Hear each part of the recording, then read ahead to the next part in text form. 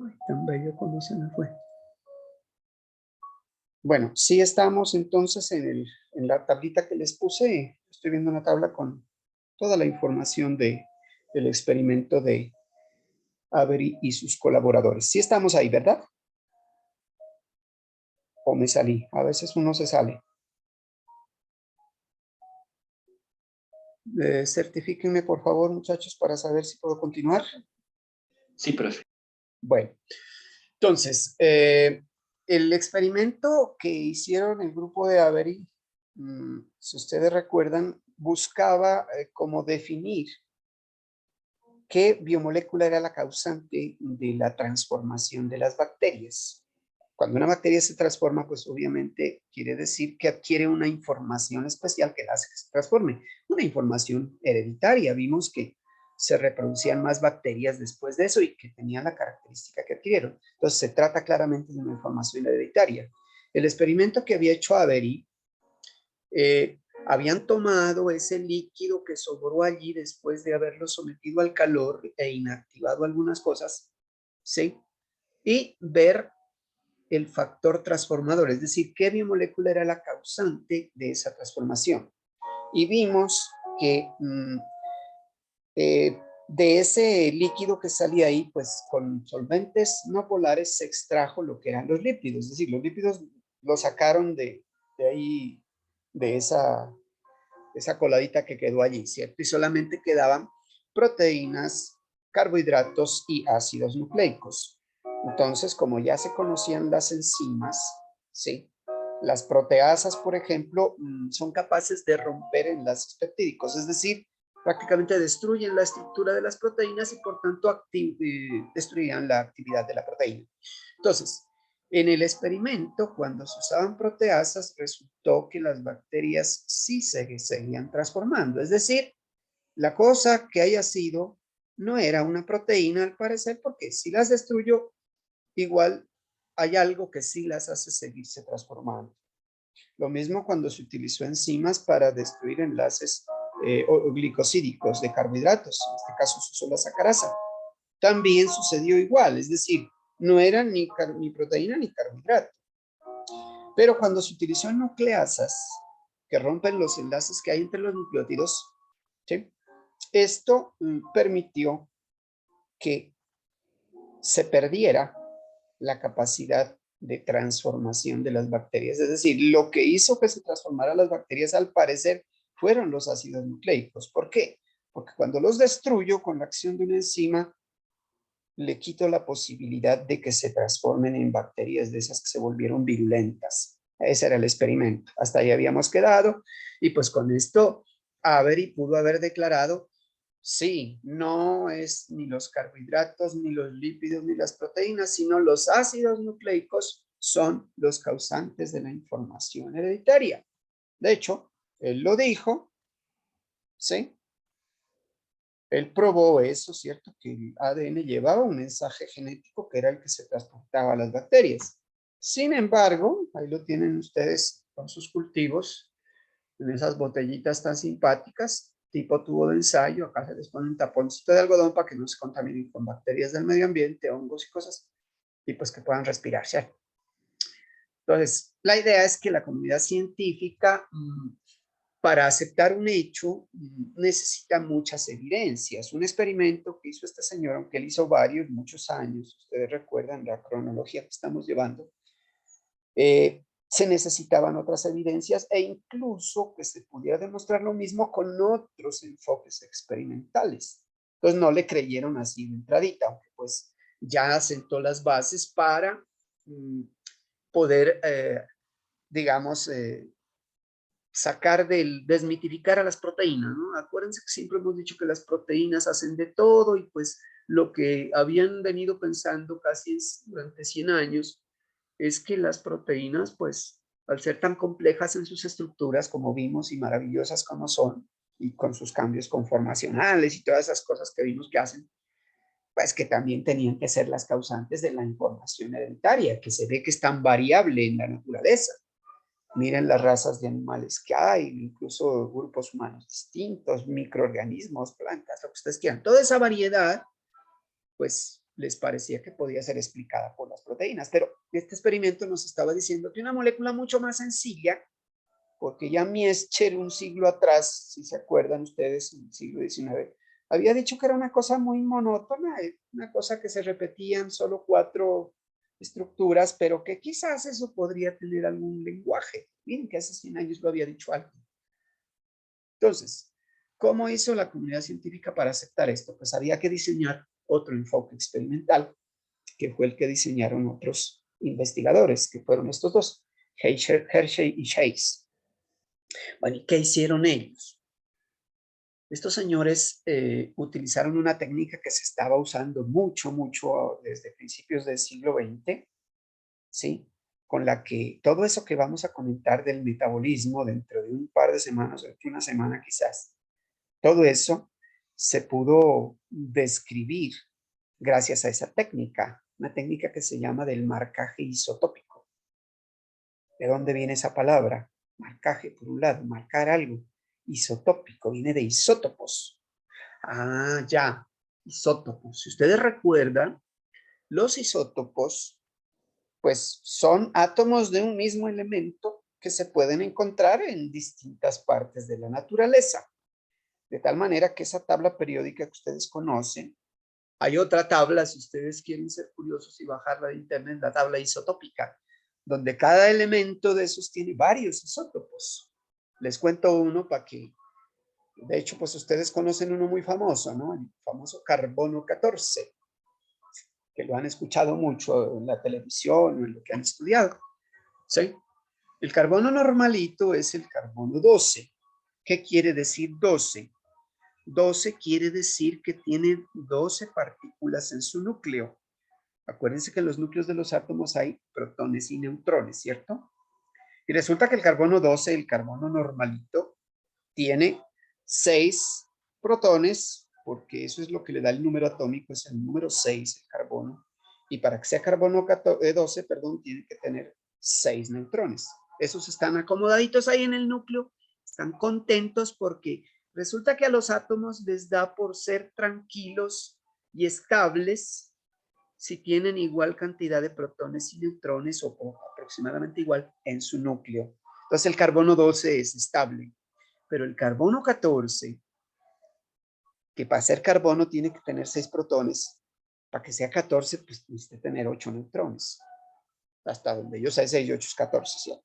Ese desequilibrio hace que el átomo sea inestable, es decir, que se descomponga, que se desintegre.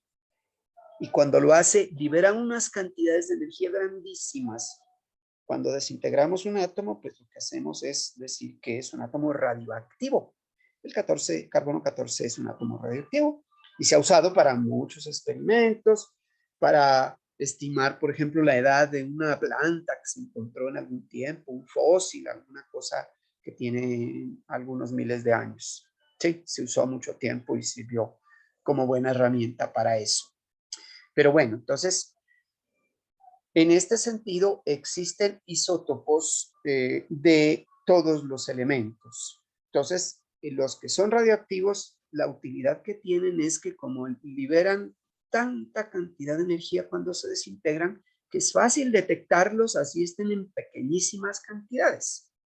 Si yo me llego a contaminar con un poquito de polvo radioactivo en algún sitio donde me fui a meter sin protección, yo puedo mantener esa radioactividad durante mucho tiempo en el organismo y me la van a detectar con los contadores de centelleo, que son esos aparatitos que si uno está radioactivo, la agujita marca, se mueve a la derecha.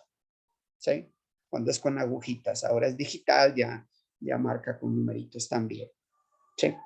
Pero la idea es que esos que son radioactivos se pueden detectar muy fácilmente y pues como acá en bioquímica en los experimentos trabajan con cantidades muy pequeñitas, son muy útiles porque uno puede saber dónde están cuando hay radioactividad. Entonces, esta característica del marcaje isotópico, ese abordaje lo usaron estos dos para lo siguiente, miren. ¿Sí? En primer lugar, como seguía apostándose por las proteínas, ¿cierto? Sí, está bien, Avery dijo que escribirse el ADN, pero no, pues tenemos que demostrar Definitivamente que las proteínas no tienen nada que ver ahí. Entonces, pues alguien dijo, bueno, hagamos el desempate. Busquemos un organismo que se pueda reproducir o replicar y que solo tenga ADN y proteínas y le marcamos su ADN y sus proteínas y sabemos quién es quién. Era lo más sabio, ¿cierto? Entonces buscaron a ese, y con ese experimento, como dice ahí, se demostró ya definitivamente quién era quién, ¿sí? Entonces, ellos encontraron ese organismo que es un virus, que es el fago T2. Hay varios fagos. Fago quiere decir que fagocita bacterias, y en este caso no es que se las trague, sino que las infecta. Y cuando una bacteria se infecta con un virus, el virus lo que hace es ponerle una información para que la bacteria empiece a producir copias del virus. Así es como él se copia. Acuérdense que son parásitos obligados, necesitan meter la información en otra célula, en una célula, pues ellos no tienen célula, para replicarse. Lo mismo hace el SARS-CoV-2 con nosotros. Así es como se replica. Y todos los virus hacen eso, bien sea con bacterias, con plantas, con lo que sea. Donde haya células, ahí pueden ellos infectar. Este virus solo tiene ADN y proteínas. Hay virus que tienen ADN, sí. Otros tienen ARN. Sí, este es de los que tienen ADN. Adenovirus, pues. Ok, eso es una familia también. Entonces, aquí podríamos tener las siguientes cosas. Resulta que las proteínas y los ácidos nucleicos son diferentes en las cosas de las que están hechas. Las proteínas están hechas de aminoácidos y los ácidos nucleicos están hechos de nucleótidos. Y ustedes saben que entre los aminoácidos, entre esos 20 amigos que ustedes tienen, hay dos que contienen azufre, que son la cisteína, aquí tienen el grupo sulfidrilo, y aquí este azufre, aunque está metido ahí, es un azufre, el de la metionina. ¿Sí? Eso está en los aminoácidos de las proteínas, pero no está en los nucleótidos del ADN. No hay, los nucleótidos tienen, le cambiamos la base nitrogenada aquí, ¿cierto? Miren, esta es la desoxirribosa, por eso es del ADN, ¿no? Ácido desoxirribonucleico. Ellos contienen fósforo, que es algo que no se ve acá en los aminoácidos, ¿sí? Los 20 aminoácidos, ninguno tiene fósforo, pero los nucleótidos sí tienen fósforo. Entonces, ellos dijeron, bueno, entonces lo que podemos hacer es marcar a el azufre, es decir, darle de comer a las bacterias azufre radioactivo para que sus proteínas tengan aminoácidos con azufre radioactivo. Y que el virus, una vez las infecte, como él hace proteínas, también las proteínas del virus van a tener azufre radioactivo, si marcamos con azufre radioactivo. Sí, eso se llama marcar, darle de comer. Acá les pueden dar de comer fósforo radioactivo. ¿Sí? Y eso pues haría que en el ácido nucleico este virus, el ADN que tiene, pues marque su ADN, no va a marcar las proteínas con fósforo. Es decir, porque pues no hay. Entonces, al poder marcar, yo podría saber dónde queda cada cosita de estas y poder determinar así con un experimento bien diseñado quién fue el causante de esta transformación de, en este caso, esta bacteria que se va a transformar en una fábrica de producir fagos T2. ¿Sí? Esa es como la idea. Entonces, ¿quién es esos azufres? El azufre es el número 16. Ustedes miran en su tabla periódica. 16 serían los protones. Para que haya 35, para que sea azufre 35, quiere decir que hay un desbalance, ¿cierto? Porque 16 contra 16 sería 32. Usted tiene 3 protones más que, perdón, 3 neutrones más que protones. Ese desbalance es que sea radioactivo y eso es lo que usamos para eso. ¿Sí? Entonces, aquí el experimento consiste en lo siguiente. Supongan aquí esta Erlenmeyer, donde ponemos un caldito de cultivo, están las bacterias que les hemos puesto medio radioactivo. Aquí se lo ha puesto para indicar que es azufre 35, se lo pintó como de rojito para ver que ahí está la radioactividad. Nos va a ayudar con colores para entender un poco. ¿Sí? Entonces, infectamos esas bacterias con el fago T2 y pues estas bacterias van a empezar a producir virus. ¿Sí? Entonces, una vez que los virus se hayan hecho, pues uno puede poner unas poquitas partículas de virus, pero en cuestión de horas tengo millones, billones de partículas de virus. Todas ellas habrán marcado con azufre 35 sus proteínas. No van a poder marcar el ADN, solo sus proteínas. ¿Sí? Porque en el ADN es donde está el azufre. Entonces, ven, ¿cuál es el siguiente paso? ¿Qué hay que tener? Hay que tener otra botellita con más caldito de cultivo, con más bacterias, donde yo pueda infectarlas nuevamente con estos virus que llevan la radioactividad en sus proteínas. Lo voy a poner donde hay bacterias que pues siguen alimentándose normalmente. Sí, porque la radioactividad las puede destruir. Las necesitamos vivas para seguir produciendo virus y pues para que en ese proceso yo pueda entender qué es lo que va a pasar, si puede hacerle o qué es lo que del virus hace que las bacterias se transformen en fábricas de producir más virus. ¿Okay? Entonces miren, cositas que se necesitan para este experimento. Un homogeneizador, visto así, parece una licuadora, en realidad sí lo es, solo que es una licuadora especial de laboratorio, se llama homogeneizador, agita también, ¿sí? Y vamos a necesitarla para este proceso, ¿sí? Porque aquí en el experimento cogeríamos virus de estos radioactivos, se los ponemos a las bacterias para volverlas a infectar con virus radioactivos, pero virus radioactivos en sus proteínas, acuérdense, estamos usando azufre 35. Y bueno, ¿para qué lo metimos a una licuadora? Sí, pues una licuadora, pues tapen porque si tienen material radioactivo, vamos a tener problemas ahí. Claro, esto no se puede hacer en la casa, aunque eso parezca licuadora. Eso son unas cabinas especiales donde se puede manejar material radioactivo. Hoy vamos a ver de alguien que falleció por utilizar material como este. Bueno, ¿qué es lo que está aquí? Paralelo a esto, pues tenemos la parte biológica, es decir, la bacteria está allí, ¿sí? E. coli es la que más usamos, esa que tenemos en los intestinos de sobra. ¿Sí? Aquí tenemos el virus que el fago T2 visto al microscopio electrónico tiene como esa figurita. ¿Sí? Se sabe que está hecho de ADN y proteínas, pero no sabemos qué es lo que le mete a la bacteria, le mete la información. Lo que sabemos es que algo entra, pero que no todo entra, que algo se queda fuera y no sabemos qué es. Hasta ahora no sabemos qué es, pero sabemos que algo entra. Y algo tiene que entrar, porque si no entrara ese algo que lleva el virus, esta bacteria jamás se convertiría en una máquina de producir virus. ¿Sí? El SARS-CoV-2, si se nos va a meter a una de nuestras células, pues tiene que meternos algo. Si no, no seríamos susceptibles, no nos enfermaríamos, ni transmitiríamos, ni nada. ¿Sí? Se necesita que sea susceptible. En cambio, este sí es específico, este fago T2 para estas bacterias. Entonces, bueno, resulta que algo mete y algo se queda fuera. Esto se puede tomar fotos en microscopía electrónica y se ha visto eso.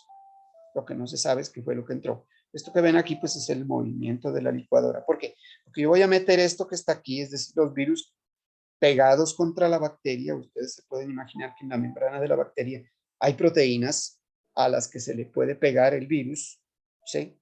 Para poder meter el material genético, el que sea.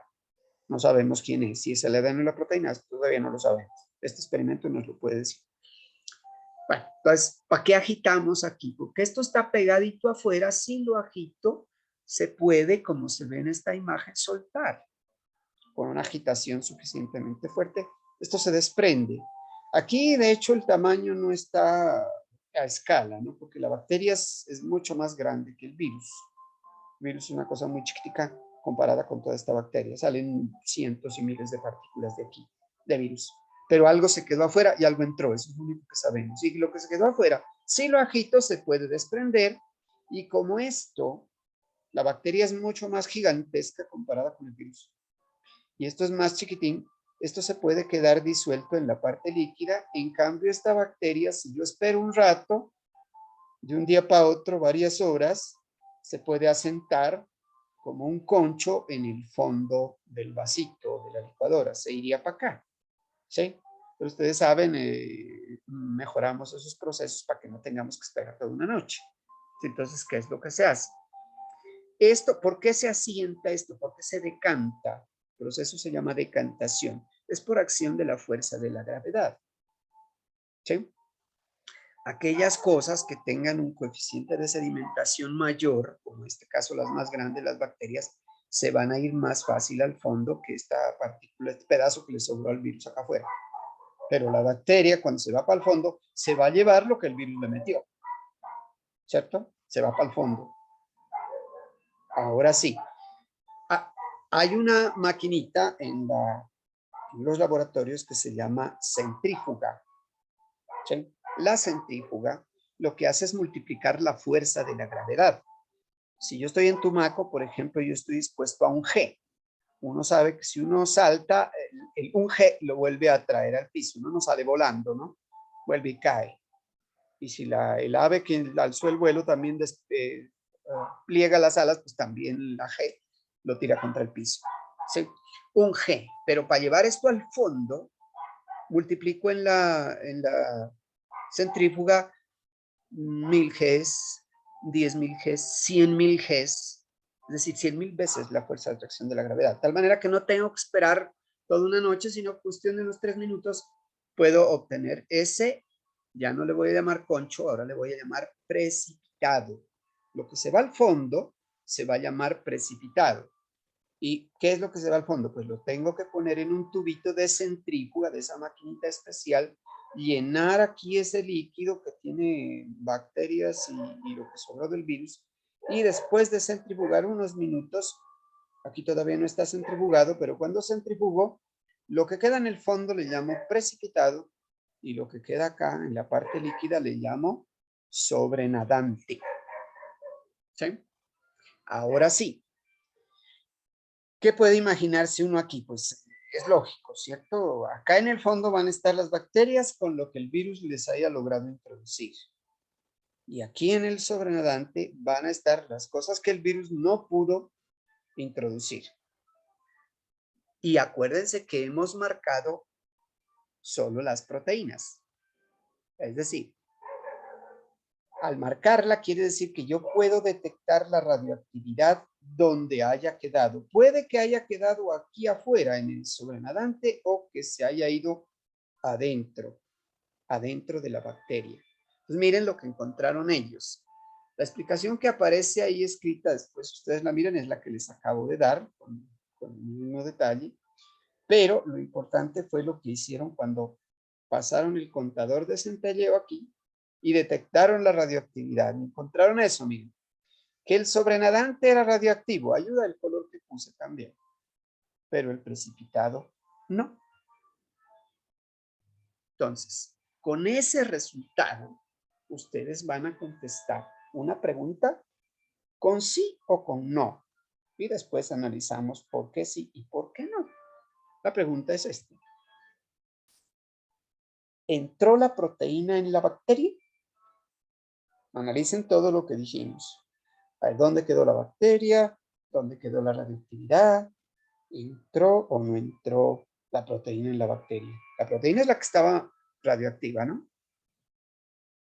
¿Qué dirían ustedes? ¿Si entró o no entró la proteína en la bacteria? La proteína del virus. Esto es radioactivo, esto no.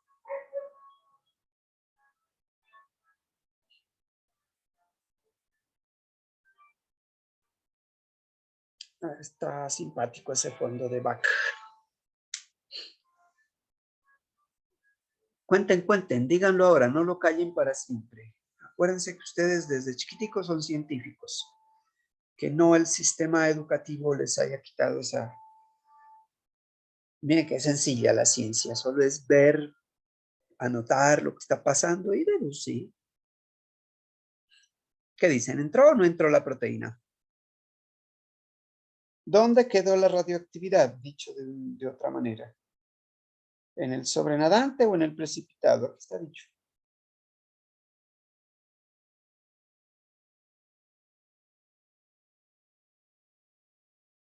Aquí hasta por el color, dice, ¿no? Sobrenadante radioactivo. La pregunta es, ¿lo que está en el sobrenadante es lo que entró o lo que está en el precipitado?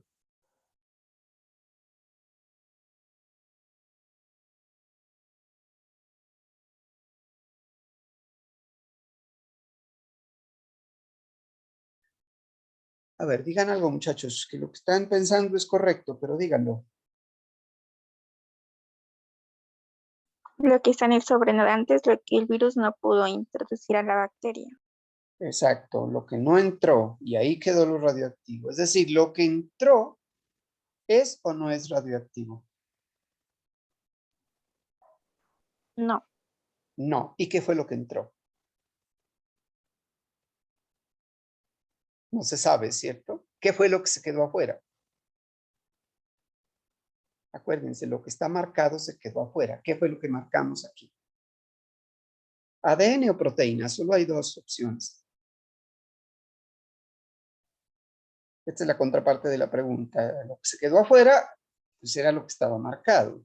Habíamos marcado la proteína. La proteína se quedó afuera. Entonces, ¿entró la proteína a la bacteria? Pues no. La otra pregunta que sucede inmediatamente a esta es, como lo que entra en la bacteria, pues es lo que transforma la bacteria, sería responder esta pregunta. ¿Es la proteína el material genético? No, Obvio, es más sencillo. No entró. No puede ser el asesino alguien que no estuvo en la escena del crimen. Obvio. Miren qué sencillo. La respuesta es no. Entonces, miren cómo aquí se les cayó la estantería a todos los fans de las proteínas. Acuérdense que hemos dicho la proteína pro quiere decir proto, lo principal, lo primordial, lo primero, lo causante de todo. Hemos visto que en todo se mete y resultó que aquí no. Por lo menos esto nos está diciendo que la proteína es inocente de esta característica de la información genética. ¿Sí? Entonces, como el virus solo tenía las dos cosas, proteína y ADN, si la proteína no es la causante de la información genética, no es el material genético, uno podría de una vez deducir, pues le tocó al ADN, que es lo único que hay allí, ¿cierto? Es decir, habían dos sospechosos, pero el uno ya se supo que no estuvo ahí, solo el que estuvo ahí, pues es el culpable. Pero ahí podríamos haber acabado el experimento, ¿cierto? Pero había que demostrarlo. La ciencia no come cuento así tan fácil. Es decir, tenemos que demostrar que el ADN sí es el material genético. Aquí lo que estamos demostrando es que la proteína no lo es. ¿Sí se dan cuenta de la diferencia, no? Estamos demostrando quién es el inocente, pero no estamos señalando el culpable. Estamos buscando el culpable, solo que el culpable aquí es una cosa bien interesante. Entonces, vamos a ver que hay que continuar el experimento. De la misma manera, pero pues utilizando en este caso marcaje isotópico con fósforo 32. El fósforo es el número 15, ¿no? En la tabla periódica. 15 por 2, 30. Ah, este tiene desbalance, también es radioactivo. Sí. Este fósforo radioactivo va a servir para señalar los nucleótidos, es decir, el ADN. Y el experimento es exactamente, pues, el mismo, solo que aquí hemos marcado otra cosa. Tenemos el cultivo con fósforo 32, aquí se puso de otro colorcito, de bacterias, le vamos a meter los virus para que se produzcan muchos virus, y una vez cosechemos virus, se los ponemos al botellita con las bacterias que están alimentándose con material que no es radioactivo. ¿Sí? La licuadora de siempre, aquí pues donde tenemos que infectar esto con esto y después separarlo, ¿cierto? Meterlo aquí en el homogenizador. Acuérdense de ponerle la tapa a esto. Lo mismo, la bacteria que se infecta con el virus, le cambia los colores, pero es cuestión de ayuda visual solamente. Es lo mismo, hay algo que entra. Ya sabemos que la proteína no entró y que no es la culpable. Algo entró, no sabemos qué es. ¿Sí? Se pega el virus, le hacemos la agitación, ¿sí? Para separarlos, de tal manera que cuando hacemos centrifugación, lo que se haya quedado afuera se sigue quedando en el sobrenadante y las bacterias se van para el fondo, ¿sí? Con todo lo que el virus haya logrado introducir. Entonces, ahora centrifugamos, precipitado y sobrenadante. Y entonces, el mismo análisis de hace un rato, pero ahorita volvieron a medir la radioactividad. Y miren lo que encontraron. Esa parte pues la revisen después porque es la misma que vimos. Pero lo importante es esto. Cuando midieron radioactividad, el precipitado es radioactivo. pero el sobrenadante no. Ahora sucedió algo al contrario de lo que habíamos visto. También la radioactividad se fue para el fondo. Ahora la radioactividad está de otro color, ¿no? Claro, es fósforo. Y aquí no hay radioactividad. Entonces hay que contestar la misma pregunta, pero ahora con el ADN. ¿Entró el ADN en la bacteria? Ya que le cogieron el sentido, cuénteme.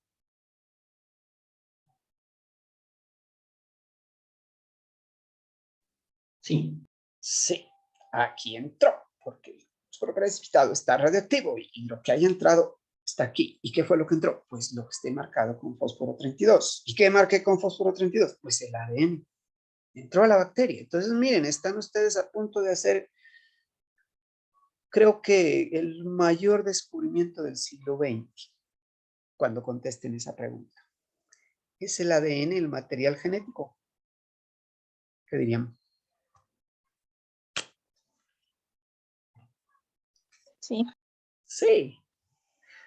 Bueno, ustedes nacieron ya en una época en que eso se lo viene diciendo a todo el mundo. Ustedes no sabían toda esta historia. El ADN es el material genético, eso está en mi ADN, todo es el ADN, ¿cierto? Para la cuestión genética. Pero miren todo lo que tuvo que hacerse, porque todo el mundo creía que de pronto eran las proteínas. Pero con este experimento ya que no quedaron dudas. Entonces, resultó que esa molécula que Miescher un siglo atrás, porque eso fue un siglo atrás, en el siglo XIX, un siglo atrás del 20, sí, ya estamos a 2 siglos de eso. Él le había dicho a su tío en una carta, no sé si se acuerdan, por ahí se las pasé, encontré unas largas moléculas con unas estructuras complejas, repetitivas, que podrían sugerir una especie de lenguaje parecido a lo del inglés, porque pues él escribe en inglés, ¿no? O el español, podríamos decir nosotros, con letras de un lenguaje. Él ya tenía la idea de que eso podría ser un lenguaje informativo, pero pasó un siglo para que esto se pudiera demostrar. La ciencia avanza lento, pero cuando llega, llega firme. Por eso es que disponemos de vacunas que nos han salvado la vida ahorita. Sí, llegamos firme ahí. Entonces, resulta que esa molécula monótona, ¿a qué me refiero monótona? Solo está hecha de 4 cosas repetitivas y pues unas moléculas largas así que no tienen toda la diversidad estructural que tienen las proteínas. Resultó ser la de la información genética. Entonces, ahora sí, veamos a ver cómo es la estructura. Acuérdense, nuestro cuento es entender la estructura para entender la función. Entonces hay que, ya, se volvió, digamos, interesante la molécula y hay que verle la estructura. Acuérdense que se había deducido estructuras de muchas proteínas, ¿sí? Se habían encontrado pedacitos de alfa hélice, hojas plegadas beta, hélices de colágeno, cambios conformacionales, dominios, todas esas cosas que vimos de las proteínas, que las hacen tan maravillosas y para trabajar en todo lo que se pueda. Pero esta cosa, bueno, ¿cómo es su estructura? Aunque desde la época de las proteínas, algunos ya habían tomado las radiografías, acuérdense las patrones de difracción de rayos X, que es como se dedujo estas estructuras de las proteínas, también se le habían aplicado al ADN, pero como el ADN no era una molécula importante, nadie les paró bolas. Y como esto ya se volvió importante, pues hay que empezar a hacer en serio ya patrones de difracción de rayos X para ver cómo es la estructura del ADN y poder saber pues cómo es que funciona. ¿Sí? Pero había un problemita, la humanidad siempre se mete en problemas, ¿no? Para esta época estábamos en la Segunda Guerra Mundial. Y pues las guerras, ya saben ustedes, eso acaban con las comunicaciones, ¿no? Ahorita tienen aislado a Rusia, por ejemplo, o lo quieren aislar, no sé si se pueda completamente en esta época, pero en esa época era bloqueo total, no entraba ni salía nada, ni de información, ni de productos, ni de nada de lo que es Europa hacia América. Y habían investigadores en América, especialmente en América estaba Linus Pauling, sí, ganador de premio Nobel, él se ganó 2 premios Nobel, que era un duro para eso de las estructuras y de los patrones de difracción de rayos X. Pero en Europa, donde estaban haciéndose experimentos para esto, donde estaban los equipos para hacerlos, pues no se podían comunicar entre ellos. Y entonces, pues, las cosas se demoraron un poquito más de lo que se debía, pues ya se habían demorado un siglo porque no iban a esperar hasta que se acabe la guerra, una década, por ejemplo. Dirán ustedes. Ojalá no estemos en la tercera ahorita. Bueno, entonces, recordando estas cositas, porque vamos hacia la estructura, acordémonos cómo es la estructura de un nucleótido. Ustedes en la tarea sugerida podían haber diseñado todos los nucleótidos. Aquí dice que va a aparecer el adenosín monofosfato. O sea, el nucleótido de adenina. Y el nucleótido, todo nucleótido tiene una pentosa que es la ribosa. Si es adenosín monofosfato, debería ser ribosa, ¿cierto? Si es desoxirribosa, como está aquí, debería ser desoxiadenosín monofosfato. Ah, pero esto está mal. Bueno, ya veremos por qué está así. Añadámosle una base nitrogenada para formar un nucleócido. ¿Ustedes se acuerdan que eso se llamaba nucleócido, no? Base nitrogenada más el azúcar. De hecho, un desoxinucleócido. Este es de adenina, sería la desoxiadenosina. Todavía está mal el título. Ah, sí, va a tocar cambiarlo, dirán ustedes. Vamos a ver. Para que eso sea un nucleótido, se necesita un fosfato. ¿Sí? Ahí ya tenemos un nucleótido. ¿Sí?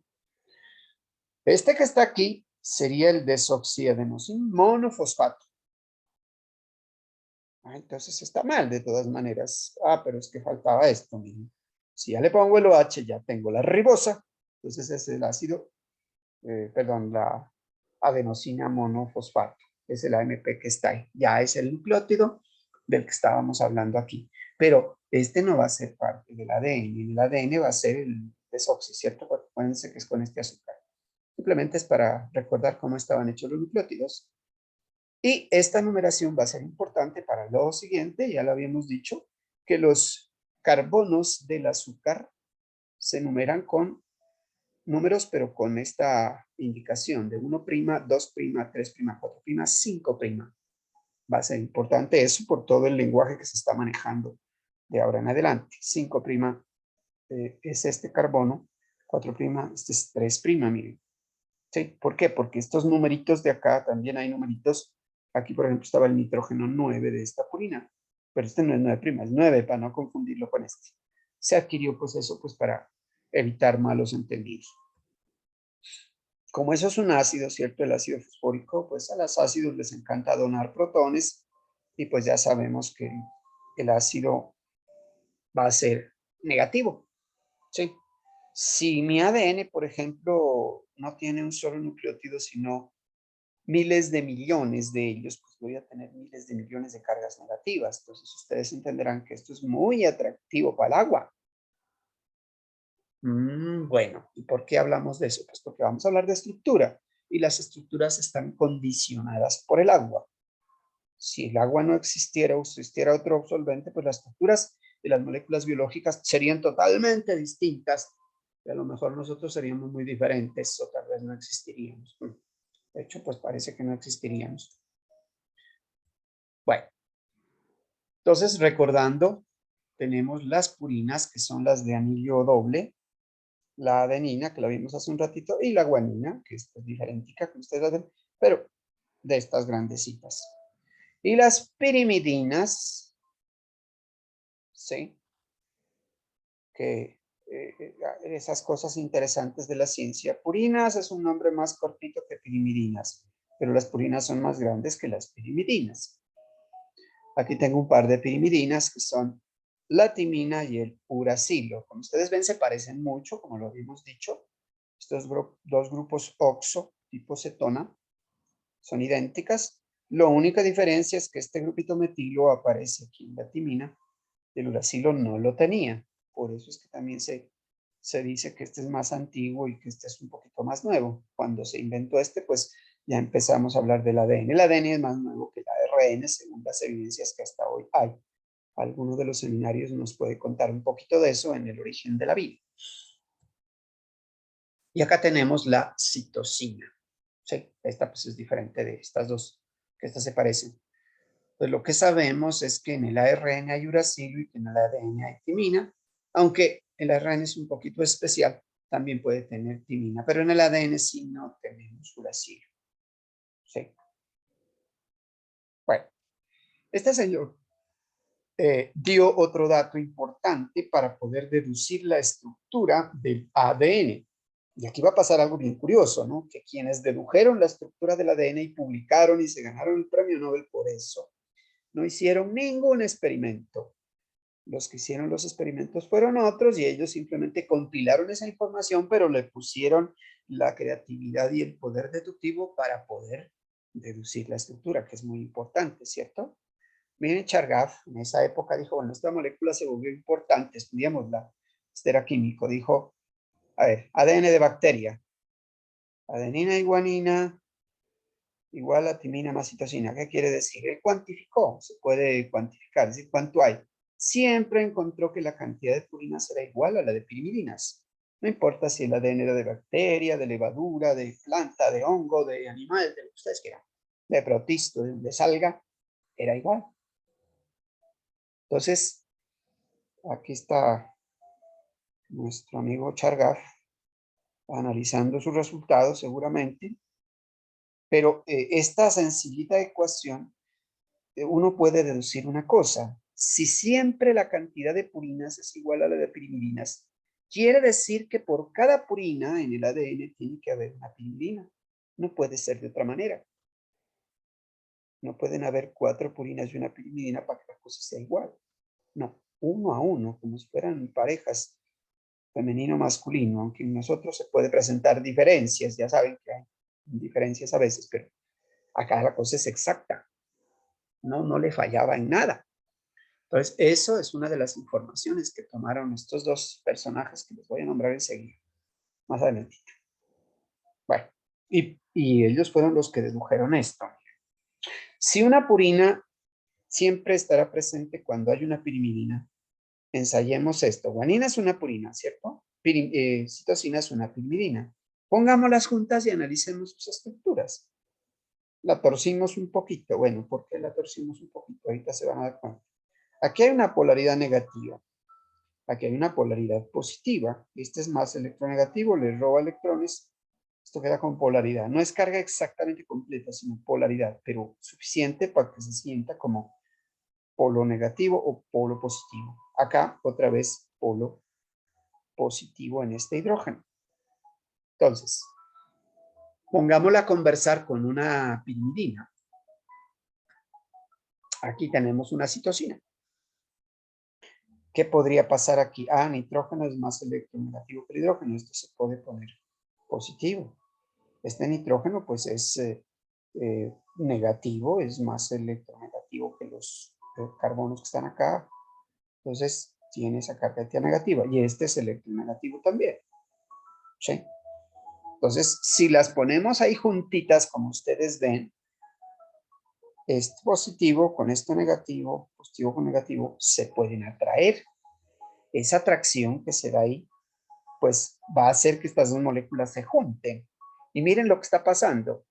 Aquí hay un átomo electronegativo y otro electronegativo. Y en la mitad un hidrógeno sirviendo de puente.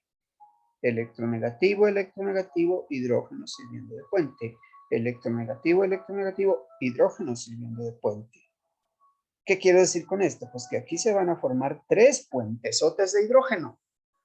Sí, ya sabemos que son fuerzas débiles, pero si son 1 es un poquito débil, si son 2 ya es menos débil, si son 3 pues es mucho más fuertecito. Y si tengo en el ADN miles de millones de ellas, pues las fuerzas pueden ser muy buenas, muy fuertes, se pueden sentir. Entonces, ¿qué es lo que está pasando aquí? Esas líneas punteadas que aparecen son puentes de hidrógeno. Entonces, aquí vemos que se pueden formar entre guanina y citosina 3 puentes de hidrógeno. Si las tenemos que tener en alguna molécula, como deban estar. Lo que sabemos es que hay una y una. Ah, pero es que podríamos tener guanina con la otra, con timina. Luego miramos eso. Por otro lado, miremos adenina con timina. Adenina purina, la otra purina, con una pirimidina, que es la timina.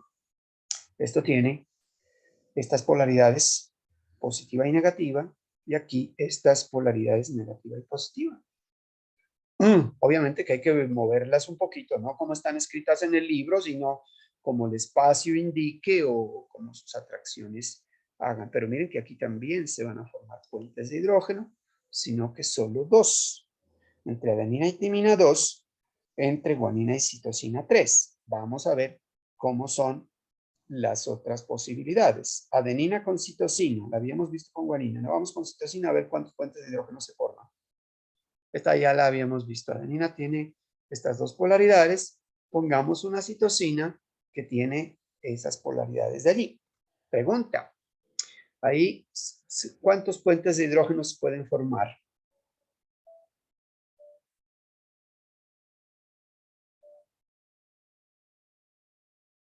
O tan siquiera, es que los estoy haciendo una pregunta capciosa. ¿Se pueden formar puentes de hidrógeno?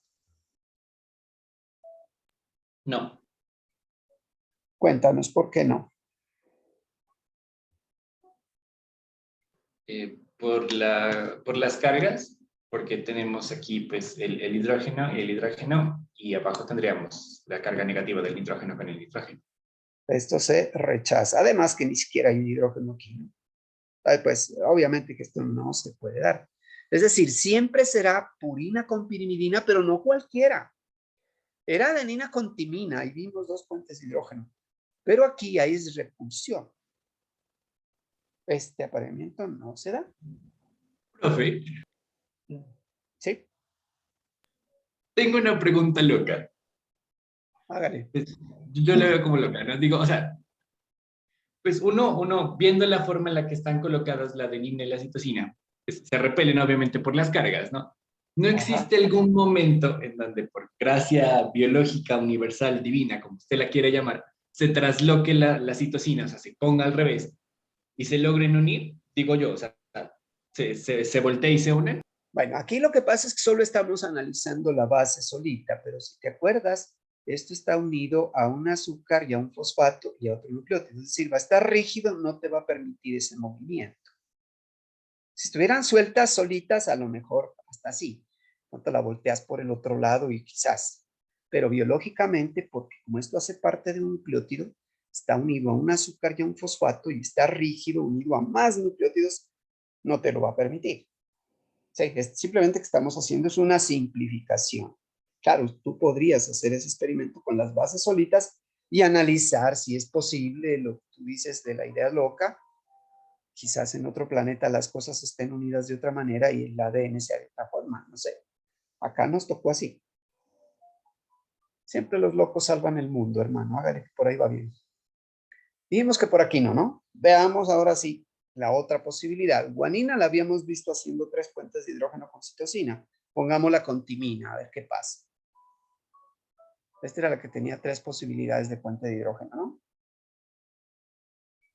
Timina. Otra vez nos pasó lo mismo. Aquí vamos a encontrar no una posibilidad de puente de hidrógeno, sino una repulsión. Y esto tampoco se presentó. Bueno, estos dos señores que hicieron las deducciones a partir de la información, sí, a partir de la ecuación de Chargaff, propusieron eso. Adenina siempre va a parear con timina y guanina con citosina. Adenina, timina con 2 puentes de hidrógeno, guanina con citosina con 3. Y otra pregunta que les queda para después. En algún momento vamos a ver para qué sirve eso. ¿Será lo mismo tener una cosa pareada con 3 puentes de hidrógeno y otra con 2 si las quiero separar? Pues es lógico que no es lo mismo, ¿no? Pero lo vamos a analizar cuando lo veamos en algún momento. Ojo con eso.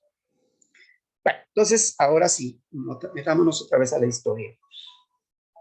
Acá en el Colegio Imperial de Londres, es una universidad que tienen allá los emperadores, la reina Victoria, pues ahora, sí, que ella no sabe mucho de ciencias, pero pues la que da la plata para eso, o a la que le dan plata, no sé cómo es eso ahora. Ha cambiado tanto, pero aquí en ese laboratorio dirigido por Maurice Wilkins, ¿sí? Él tenía en ese tiempo, acuérdense que estábamos en plena Segunda Guerra Mundial, el difractómetro de rayos X, un aparatazo ahí todo sólido y pues el sitio donde se pone la muestra, los rayos X, en algún lado está el sitio donde se pone la placa radiográfica para que se tenga esa radiografía parecida a esa que nos dan a nosotros cuando nos fracturamos el hueso, solo que acá sale distinta. ¿Sí? Bueno, resulta que del mismo laboratorio, solo que esta señora estaba haciendo su doctorado en París, había una cierta comunicación entre París y Londres, ¿no? Porque pues ya saben, el Canal de la Mancha es una cosa que tiene un túnel por debajo, por ahí pasa un tren, no es muy lejos y pues parecía que ellos sí se podían comunicar y a pocos. Después, ya que pasó la guerra, pues ya estaban ahí juntos tomando tinto en la cafetería, aunque graciosamente en la cafetería de esa época, donde entraban los hombres, no entraban las mujeres. Había cafeterías para hombres y para mujeres. Y de hecho, mujeres científicas habían pocas. Pero bueno, esta mujer estaba haciendo su doctorado en cristalografía de rayos X, ¿sí? Y pues ella, en sus ratitos del proyecto, tomó en ese aparato de Wilkins los patrones de difracción de rayos X del ADN, de muchas cosas, de muchos organismos, de muchas procedencias. ¿Sí? Y entonces, las fotos que encontró, una cosa bien curiosa, es que si uno le toma patrón de difracción de rayos X a una proteína cualquiera, mía, por ejemplo, la albúmina de mi sangre, me da un patrón de difracción bien complejo, porque son bien complejos los de las proteínas. Acuérdense que Linus Pauling podía deducir eso y se había ganado un premio Nobel con eso. Si cojo otra proteína, mi hemoglobina, me da otros patrones de difracción. Si cojo otra, otros patrones de difracción de rayos X. Cada proteína un patrón distinto. ¿Sí? Y si tomara proteínas de distintos organismos vivos, también distintos. Pero resulta que el ADN me producía un patrón así, una radiografía como estas, idéntica si es de bacteria minúscula hasta un árbol más gigantesco, una ballena, lo que ustedes quieran. Todo era idéntico y muy sencillito. Se repiten esas manchas con una periodicidad, es decir, con cada determinado longitud, se podían determinar esas longitudes deduciendo a partir de esto. Ese fue el trabajo que hicieron estos otros señores que ahorita les cuento. Ustedes los conocen bastante, ¿sí? Pero bueno, por ahí tenía, no sé, no la puse, la firma de ella, porque ella tomó hartísimas fotos. Entonces, la número, no sé qué, tiene un número especial, donde está la firma de Rosalind Franklin, que fue la más clarita que le salió, y pues con la que Watson y Crick, que ya se los acabo de nombrar, dedujeron todo el resto. ¿Sí?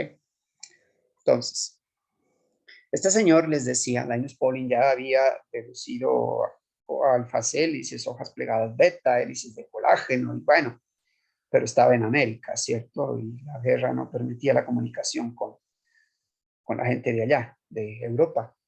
Si este señor hubiera visto esto, ¿sí?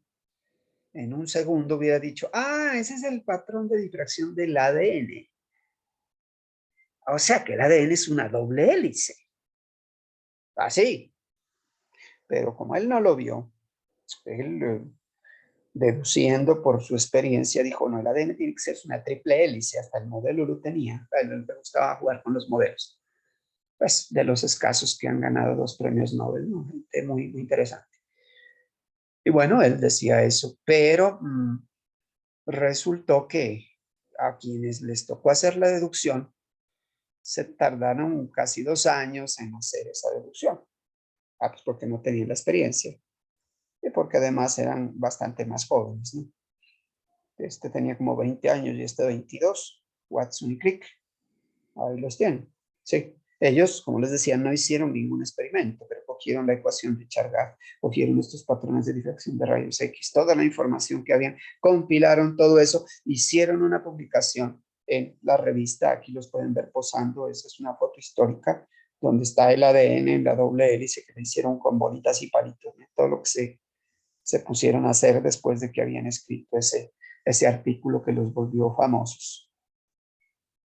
Sí, aquí están los dos, la época de que hicieron el experimento, ¿no? Ya esto creo que fue para el premio Nobel. Aquí está el patrón de difracción, otra de tantas fotos con algún contraste para verla mejor.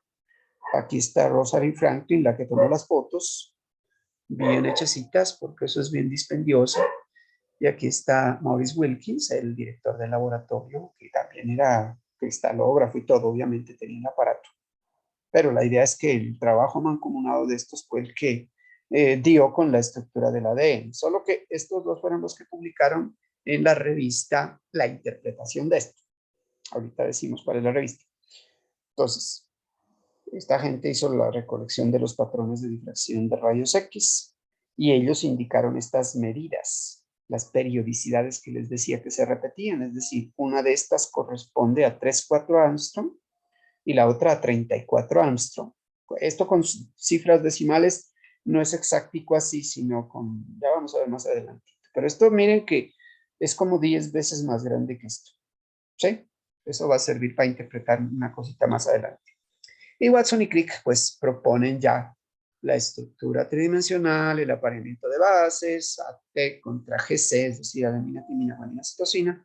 Y pues, total, cuando dieron el premio Nobel ya en los años 60, esto pues está escrito, miren, se escribió aquí en 1953. Sí, lo llamaron así, estructura molecular de los ácidos nucleicos, solo era del ADN, pero aquí está el dibujito que ahorita lo analizamos un poco más. Y los artículos de la revista Nature tienen una característica especial, ¿no? Quien publica aquí es que o se ganó el premio Nobel o se lo va a ganar, una de dos. Publicar ahí los invito a publicar ahí, muchachos, chévere sería. Estos artículos no les dan más que paginita y media. Miren, este empezó aquí, donde cómo aprovechan el espacio. Aquí está terminándose las bibliografías del anterior artículo y aquí va el de ellos. Y aquí ya estaba terminándose pues ya para darle paso a otro. Eso es paginita y media y no más. Aquí se resalta un poquito una cosa que ellos dicen. Miren, y esto es típico en la ciencia, ¿no? Así como Griffith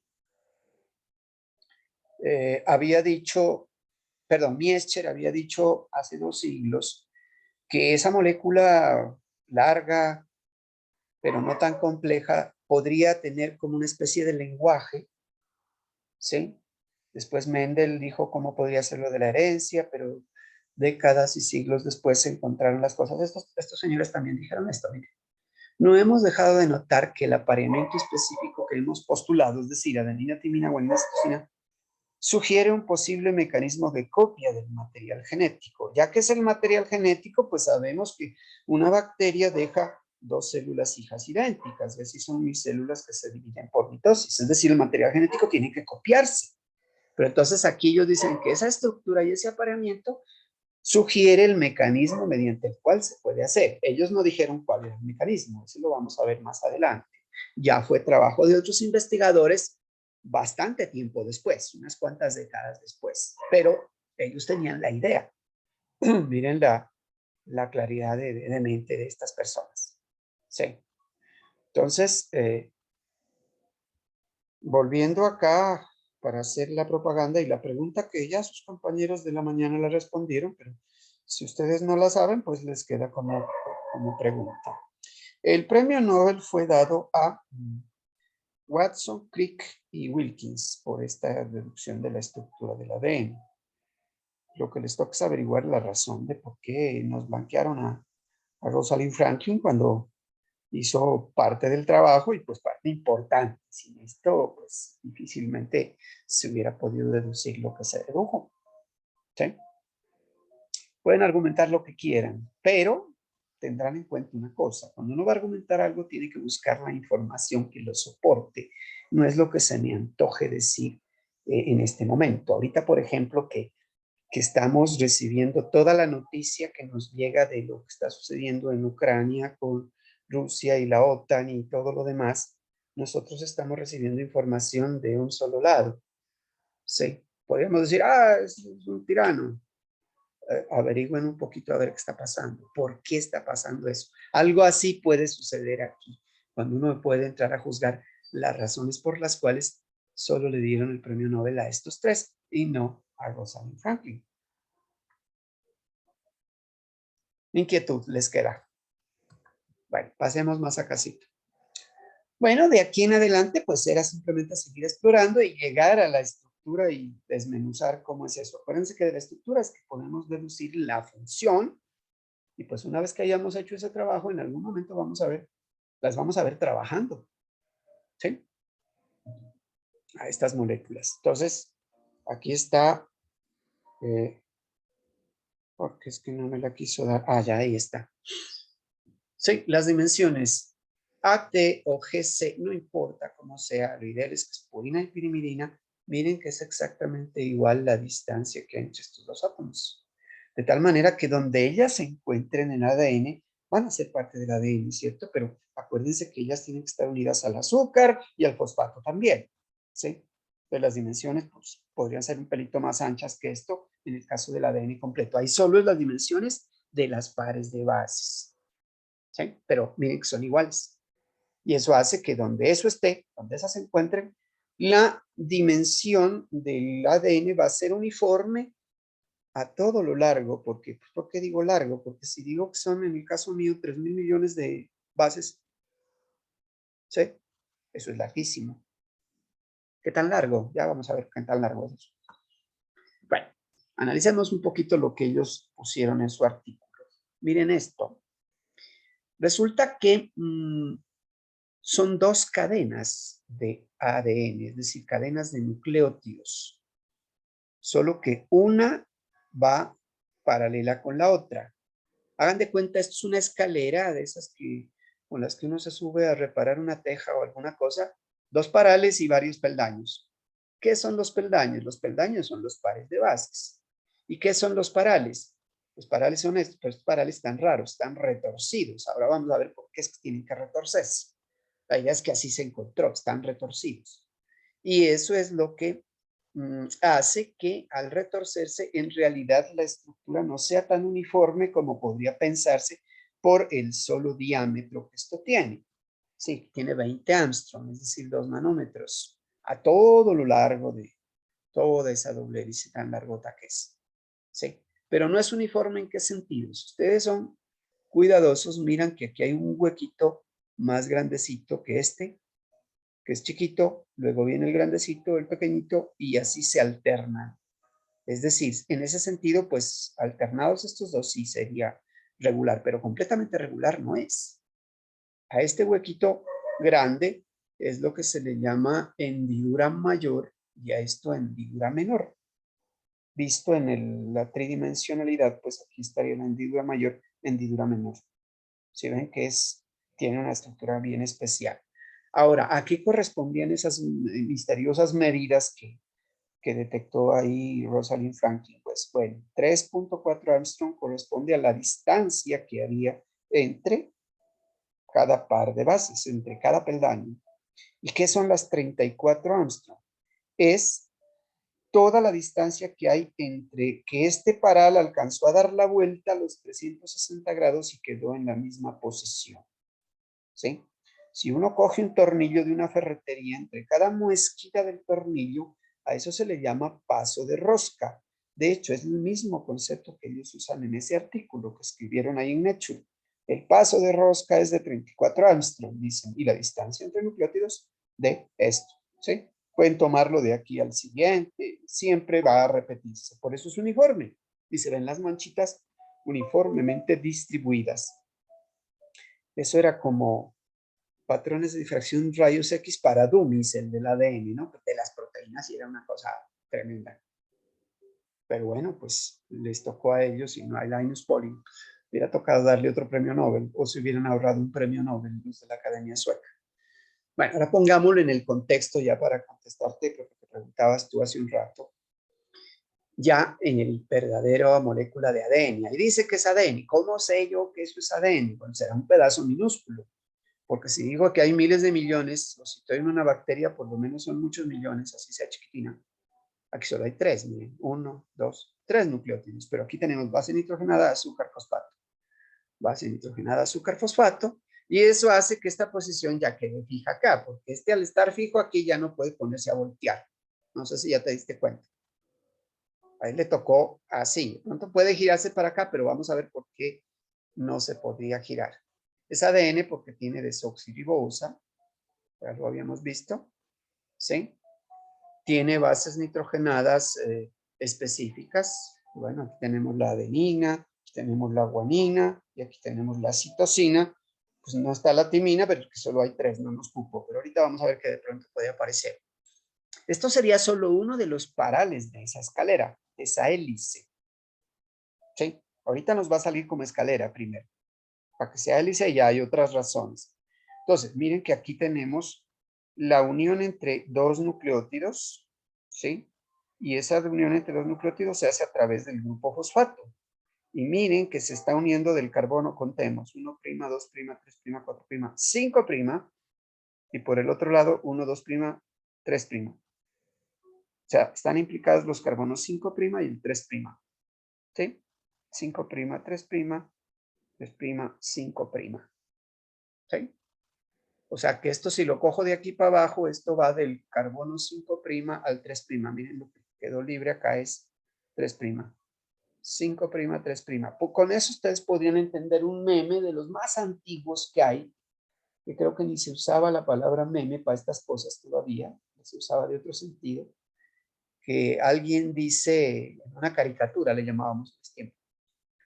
¿Cuál es el sentido de la vida? Dice alguien preguntándose así filosóficamente, alguien que quiere saber qué sentido tiene su vida. Y alguien le responde 5', 3'. Claro, la molécula de la vida, aquí está. 5', 3'. ¿Qué se refiere a esto? Bueno, ahora sí, resulta que el ADN no es una sola cadena, es doble cadena. Entonces vamos a ver cómo hacemos una doble cadena. Ah, dijimos que tenía que aparear citosina con guanina, con los 3 puentes de hidrógeno que ya discutimos, pero miren que esto tiene que estar cabeza abajo. No se le permite de otra manera. Si quiere aparearse, le toca así. Es que ustedes dirán, ¿y por qué no ven y se voltea de otro lado? Pues porque como hay tantas, 3 puentes de hidrógeno ya son una atracción más que 1 y que 2. Y si hay otros que van a poder formar otros puentes de hidrógeno, imagínense la estabilidad que puede dar miles de millones de estas bases que se quieren aparear. Si entre un animalito hembra y un macho se quieren aparear, imagínense miles de millones, eso se pone complicado. ¿Sí? O bueno, sencillo puede ser, pero la idea es que esto está cabeza abajo. Si esto iba aquí en esta dirección, 5', 3', pues esta vendrá al contrario, vendrá en dirección 3', 5'. ¿Sí? Entonces decimos que las dos cadenas van, las dos hebras, también le llaman los libros de ADN, van de manera paralela, pero al contrario. En vez de decir paralela, pero al contrario, es decir, 4 palabras, usamos una sola palabra. Decimos que va de manera antiparalela. Es decir, paralela, pero al contrario. Entonces, listo, guanina con citosina. Aquí tengo otra vez guanina, pues tengo que ponerle una citosina para que aparee, formando los 3 puentes de hidrógeno que les gusta hacer entre ellas. Miren la estabilidad que va dando eso. Y miren este movimiento, lo que sucedió aquí, que había un OH y al llegar el fosfato, pues al agua le toca irse para permitir la unión, cosa que siempre se va a repetir. Para unir 2 aminoácidos para formar un dipéptido, salía agua. Para unir 2 monosacáridos para formar un disacárido, salía agua. Para unir un nucleótido con otro nucleótido para formar un dinucleótido, sale agua. O sea, el lenguaje no es equívoco, es decir, son las mismas normas que fueron las más exitosas. Y finalmente acá arriba, en este pedacito de ADN, tenemos, pues la adenina, pues ya sabemos que la cosa le tocó fue con timina, ¿cierto?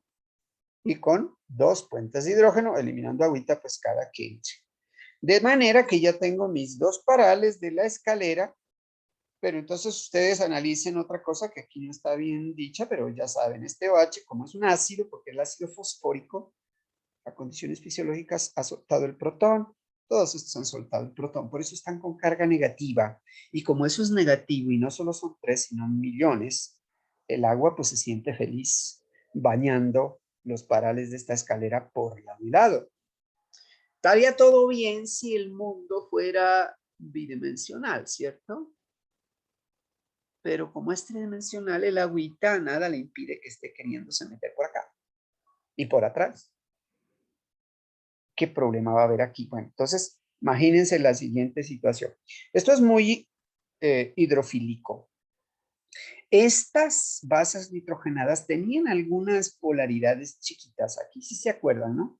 Pero cuando se juntan, se neutralizan, porque esto que era negativo con esto positivo, esto negativo con esto positivo, neutralizadas. Es decir, la poquita polaridad que tenían se les pierde. Se vuelve un entorno hidrofóbico. Tiene que esconderse del agua. ¿Cómo vamos a hacer para evitar que esa escalera se nos bañe por el lado por un lado y por otro. Entonces ahí ya entendemos la razón de por qué estos parales tienden a retorcerse. La idea es esconder del agua esto lo mejor que se pueda. Y lo mejor que se encontró era ir escondiendo esto, irle dando posibilidades a esto de que al ir girando, pues le dé la hidrofilicidad hacia afuera y la hidrofobicidad quede como escondidita por aquí adentro. Si se dan cuenta, ¿no? Aquí adentro podemos esconder un poquito esas basas nitrogenadas. Es lo mejor que se puede hacer. Y se hizo. Se tenía que hacer y se hizo, como dicen los memes por ahí. No, era decir, ¿no? Pero bueno, aquí pasó eso. Por eso es que ya sabemos que es una doble hélice. Es fácil para entenderlo esto, pues imagínense a los que les tocó deducir lo de las proteínas. Eso sí que era un camello bien grande. Entonces, bueno, aquí se destacan las posiciones. Miren, un grupo hidroxilo 3' libre. Acá lo que tenemos es un fosfato en 5'. ¿Sí? Las dos van en direcciones. Ahorita en la animación ustedes ven este movimiento. Esa flecha hacia abajo indica que esa sería la dirección 5', 3'. En cambio, la dirección 5', 3' aquí es al contrario. ¿Sí? Las dos son antiparalelas. Ese es el ADN. Y esa es la molécula de la herencia. Bien simétrica, bien chévere, casi idéntica en todos los seres vivos, causante de, pues, que nuestros hijos se parezcan a nosotros. Procuren que no se parezcan a los vecinos, sino que se parezcan a ustedes.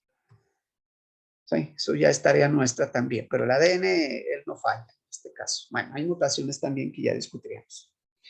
Entonces, resulta que ya recapitulando aquí, la molécula de ADN, pues como tenía un diámetro de kk de 2 nanómetros, pues aquí solo hay un radio de 3 nanómetros, la periodicidad de 3.4 nanómetros, se recalca que es el paso de rosca, la periodicidad de 0.34 nanómetros, a veces uso nanómetros, a veces Armstrong. Si quieren Armstrong, solo lo multiplican por 10 y ya lo tienen. ¿Sí? La distancia entre cada par de bases es esta dimensión más chiquita, la hendidura mayor y la hendidura menor. Entonces, al retorcerse es que se generan estas dos hendiduras. Y tiene que ser así pues, para que quede bien. Y estable, porque es muy estable esa estructura. Bueno. Este es el ADN que ellos dedujeron, el ADN lo llamaron ADN B. ¿Y eso qué quiere decir? ¿Por qué B? Pues quiere decir que hay otro A, otro C, otro D, hay muchos otros. ¿Y por qué tienen que haber muchos ADNs? Pues bueno, este ADN que ellos dedujeron, del que le tomaron los patrones de difracción de rayos X, uno cuando hace eso trata de hacer en el laboratorio de imitar las condiciones naturales más aproximadas, es decir, poner el pH fisiológico, la concentración de sales aproximada, sí, incluso cuando le quieren meter a uno líquidos en el hospital, tienen que ponerle las concentraciones que es, porque si no le distorsionan todas las moléculas, nos fregamos. Inyectarnos agua puede ser mortal.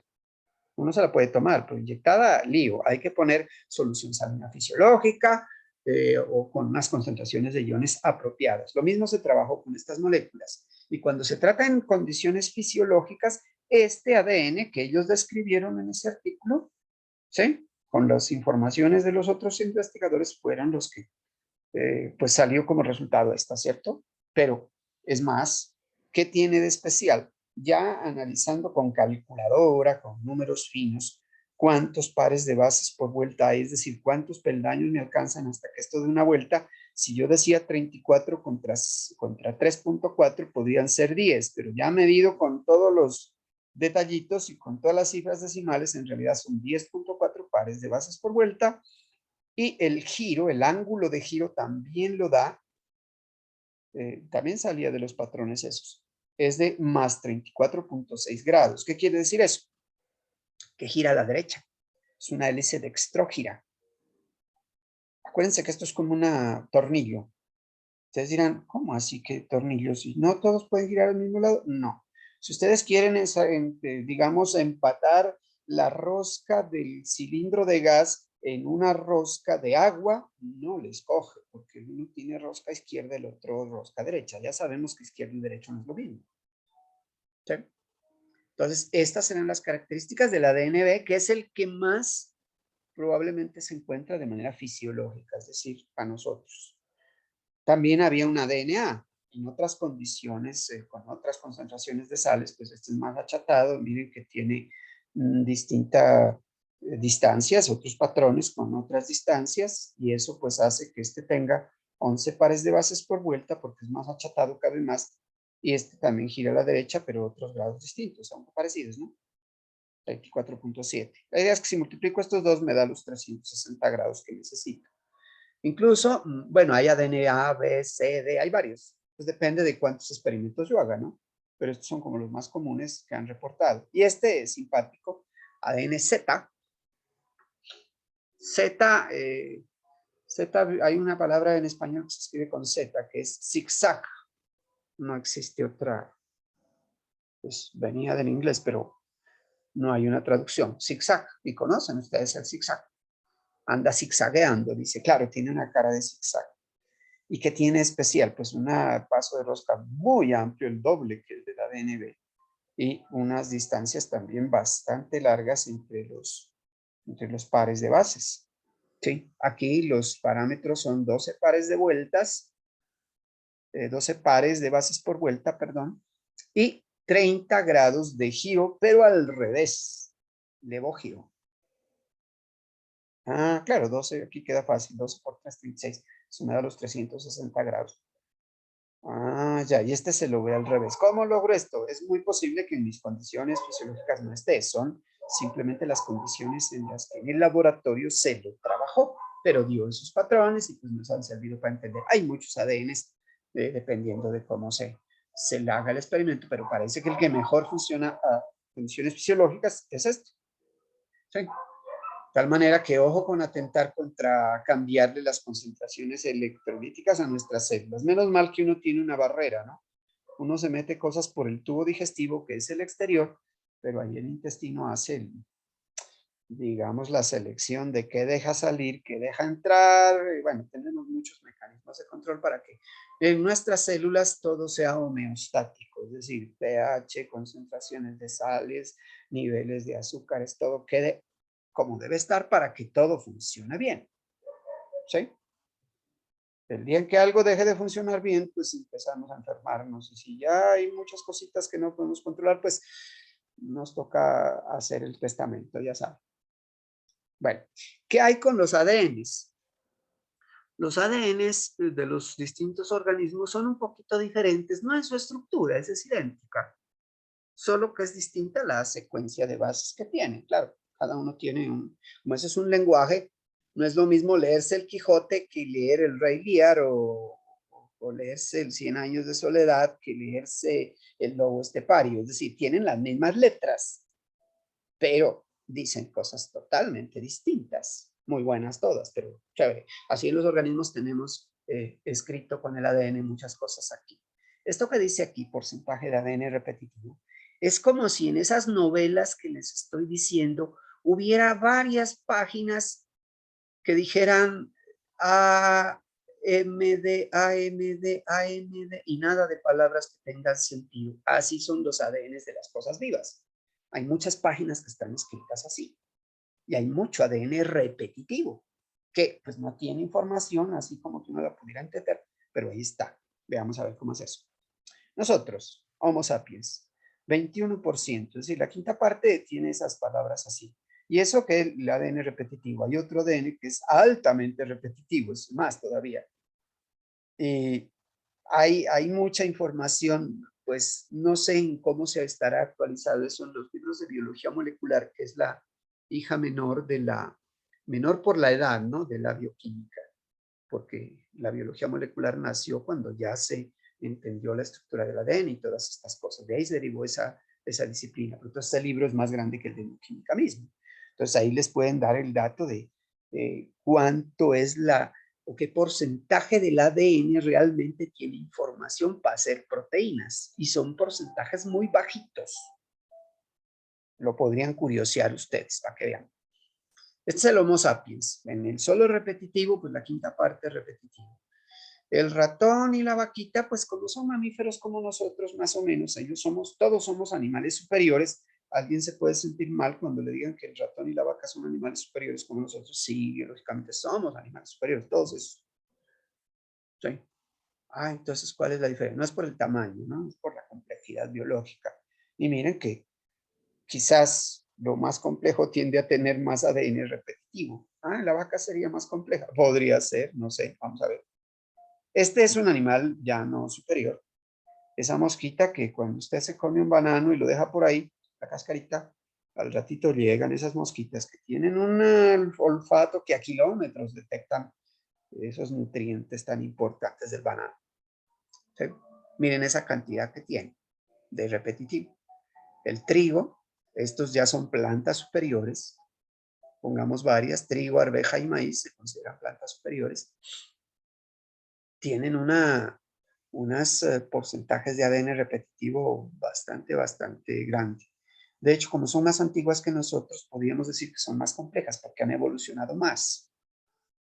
Y entre más evolucionado, miren que tiene más ADN. Algunos libros lo llamaban antes ADN basura. Eso toca revolverlo porque no sabemos, a lo mejor alguna cosa tiene que hacer. Ahí ese ADN altamente repetitivo. Esas palabras, imagínense uno leyéndose una novela y que de repente vayan 10 páginas con una cosa así. Pasemos a un organismo mucho más sencillo, el Saccharomyces cerevisiae, la levadura de hacer el pan y la cerveza.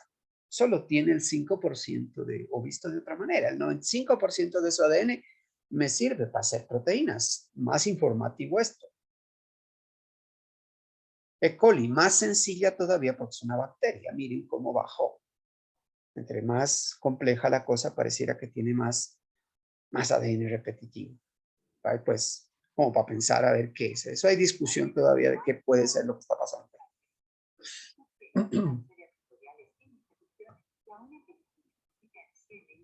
Esperemos un ratito que nos están hablando de... Vuelvo otra vez a mí para que ustedes me digan. Quiero volver a la diapositiva. ¿Sí la tenemos otra vez o se nos fue? ¿Qué tengo ahí?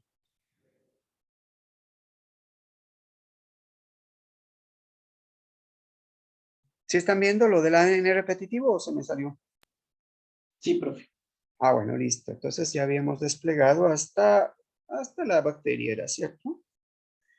Una cosa que quede aquí como preguntita, que se las dejé a los otros compañeros también. Si yo coloco aquí un virus, miren que esto fue bajando a nivel que fue disminuyendo la complejidad, ¿cierto? Estas serían más complejas, estarían más arriba. Habría que reorganizar esta diapositiva para una siguiente charla. ¿Sí? Si yo pusiera un virus que es más simple todavía, yo podría tener aquí valores negativos. La pregunta sería, ¿qué significará un valor negativo aquí? Raritos esos virus, ¿no? ¿Cómo puede ser?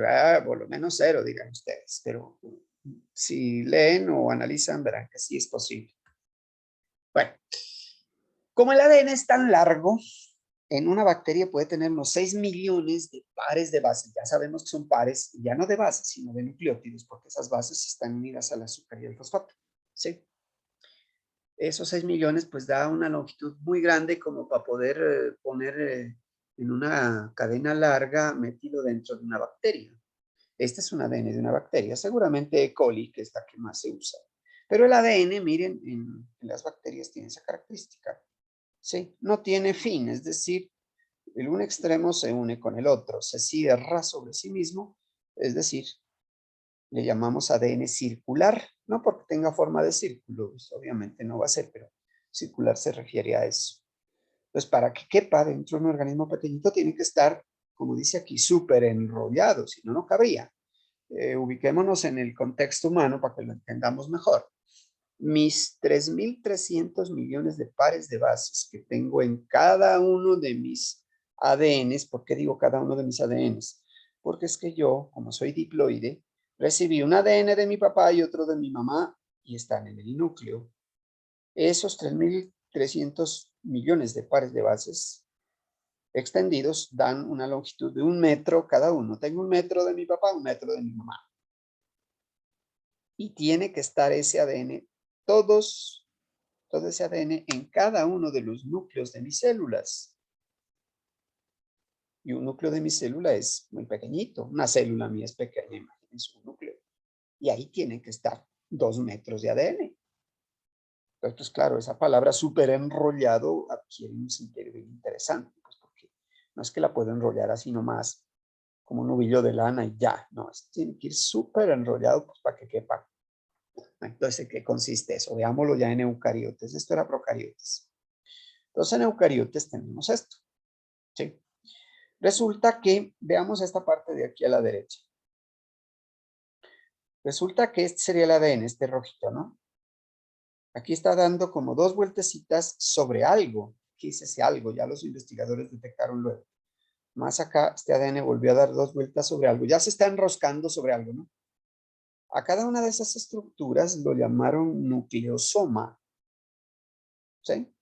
Es como la unidad de empacamiento del ADN, la unidad básica de empacamiento, la más sencilla. Pues, más adelantito vemos qué dimensiones tiene esto. La idea es que ya vimos que esto tiene como 2 nanómetros de diámetro, ¿no? Cada una de estas hebritas. Entonces aquí tengo varias, como unas cuentitas de un collar, es decir, perlitas de un collar, sí, en estos nucleosomas. Entonces ellos se tomaron el trabajo de desbaratar esto con enzimas, rompen, ya saben, las enzimas nos pueden ayudar a romper moléculas. Y después de desbaratar esto encontraron que sí había ADN, miren el grosor que este nucleosoma tiene ya es de 11 nanómetros, cuando esto solo tenía 2 nanómetros el ADN. Ya es 11, más gruesito es más corto, se acorta. ¿Sí? Entonces, al hacer los tratamientos enzimáticos encontraron ADN, que era el que estaba rodeando aquí, alrededor de unos cerca de 150 pares de bases, y un grupito de proteínas, 8 proteínas, que son histonas. ¿Sí? Así se llaman. Y de esas histonas, pues hay varias, H2A, H2B, un octámero, es decir, 8 de ellas. Y alrededor de ese octámero de histonas se enrolla esto. Bueno, entonces, ¿por qué es que se tiene que enrollar? Acuérdense que el ADN tiene muchas cargas negativas. Si tiene muchas cargas negativas acá, si yo lo quiero plegar hacia acá, las cargas negativas no me lo van a permitir. Pero si aquí en el medio le pongo cargas positivas y las histonas son proteínas básicas, es decir, tienen muchas cargas positivas, son ricas en lisina y arginina, entonces puedo plegar al ADN porque las cargas lo van a traer, entonces lo puedo enroscar. Sí, acá se ve como una estructura tridimensional, sería el ADN dando 2 vueltas alrededor del octámero de histonas. Si lo quieren ver en otra forma, pues sería el octámero de histonas y las 2 casi vueltas de ADN. ¿Sí? Acuérdense que esto es en eucariotas. Entonces, esto que está aquí, el ADN con proteínas, es lo que llamamos cromatina o material hereditario. Que miren que hasta ahí en el material hereditario también se están metiendo las proteínas en su estructura, pues. Pero es la única manera de organizarlo, si no, no se dejaría enrollar. Una varilla de vidrio, pues, no se deja. Bueno, en la siguiente diapositiva se ve cómo es el progreso hasta lograr lo suficientemente, digamos, un grado suficientemente empaquetado del ADN que pueda caber en los núcleos. Entonces aquí tenemos nuestra doble hélice de ADN. Watson, Crick, Wilkins y Franklin, acuérdense ahí, 2 nanómetros de diámetro. Si le tomamos micrografía electrónica no vemos nada, eso es invisible, demasiado pequeño para verlo.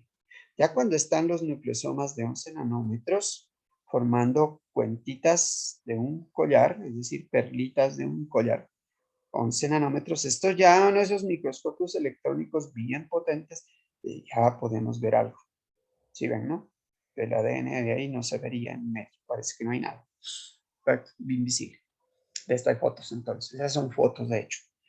Estas nucleosomas, estas perlitas de collar, se pueden reorganizar nuevamente, volverse a enrollar, por eso dice reenrollar, para formar unas fibras más gruesitas. Miren, 30 nanómetros ya es más grueso. ¿Sí? Este pedacito que está aquí puede corresponder a este pedacito amarillo que está aquí, si lo ven, ¿no? Más chiquitico. Miren todo lo que hay de esta estructura que se puede arrugar de esa manera y formar unas fibras un poco más densas de hasta 300 nanómetros de espesor. que en esta micrografía electrónica se podría ver como las cositas más delgaditas que ustedes ven aquí. Pero miren lo largo que es eso. Bastante el trabajo que hay que hacer para organizar todo eso. Esto no es como cualquier hubillo de lana que se enredó por ahí. Esto es mucho más complejo. Qué lío dirán ustedes. Bueno, pero la naturaleza, gracias a sus enzimas, ya saben, con su eficiencia, su especificidad, logra hacer esto y vamos a ver la proeza que eso es. Entonces, miren, todo este pedazo que ustedes ven aquí se puede reorganizar volviéndose a súper enrollar. Acuérdense, la palabra es súper enrollar. Hemos súper enrollado más de 10,000 veces para que eso sea lo suficientemente pequeño. Y este pedacito corresponder a lo que uno ya puede ver. Esto sería un cromosoma metafásico. ¿Qué quiere decir? Acuérdense que en la división celular conocida como mitosis, en la meiosis también, hay una parte que se llama metafase. Es decir, dentro del ciclo de vida, las células no todo el tiempo se están dividiendo. Solo lo están haciendo cuando están haciendo mitosis. Y los cromosomas, que sería este que está aquí, solo son visibles en la metafase de la mitosis. En la metafase. No se ven en otro momento. Se pueden ver ya al microscopio óptico, porque esto está ya tan engrosado que ya se lo puede ver y pues ya cabe en el núcleo, ¿cierto? Entonces no siempre vamos a tener cromosomas, la mayor parte del tiempo lo tenemos así desplegadito como acá, y pues o en estadios intermedios para irlo plegando de esta manera. ¿Sí? Entonces ese fue el secreto mediante el cual pudimos reorganizar ese material genético. Ahora ustedes se imaginarán, cada que una célula se quiera dividir, pues toca armar todo esto hasta formar los cromosomas bien organizaditos como deben estar. Y cuando pasa la división se tienen que volver a desarmar. Y nuestras células se están dividiendo muy a cada rato. Hay células que se dividen más rápido que otras. Las epiteliales, por ejemplo, lo hacen mucho. Hay otras que, como las neuronas, poco a poco, pero a muchas les toca estar, sobre todo las epiteliales, y solo no me refiero a epiteliales de la piel externa, sino hay epitelios internos también, se están renovando constantemente. Nuestros glóbulos rojos, por ejemplo,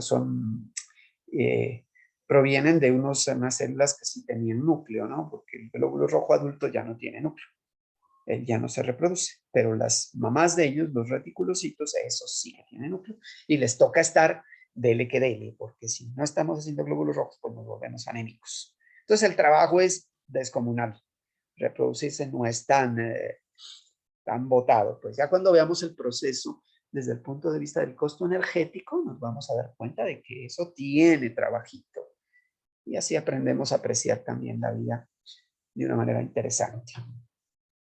Desde el punto de vista biológico también.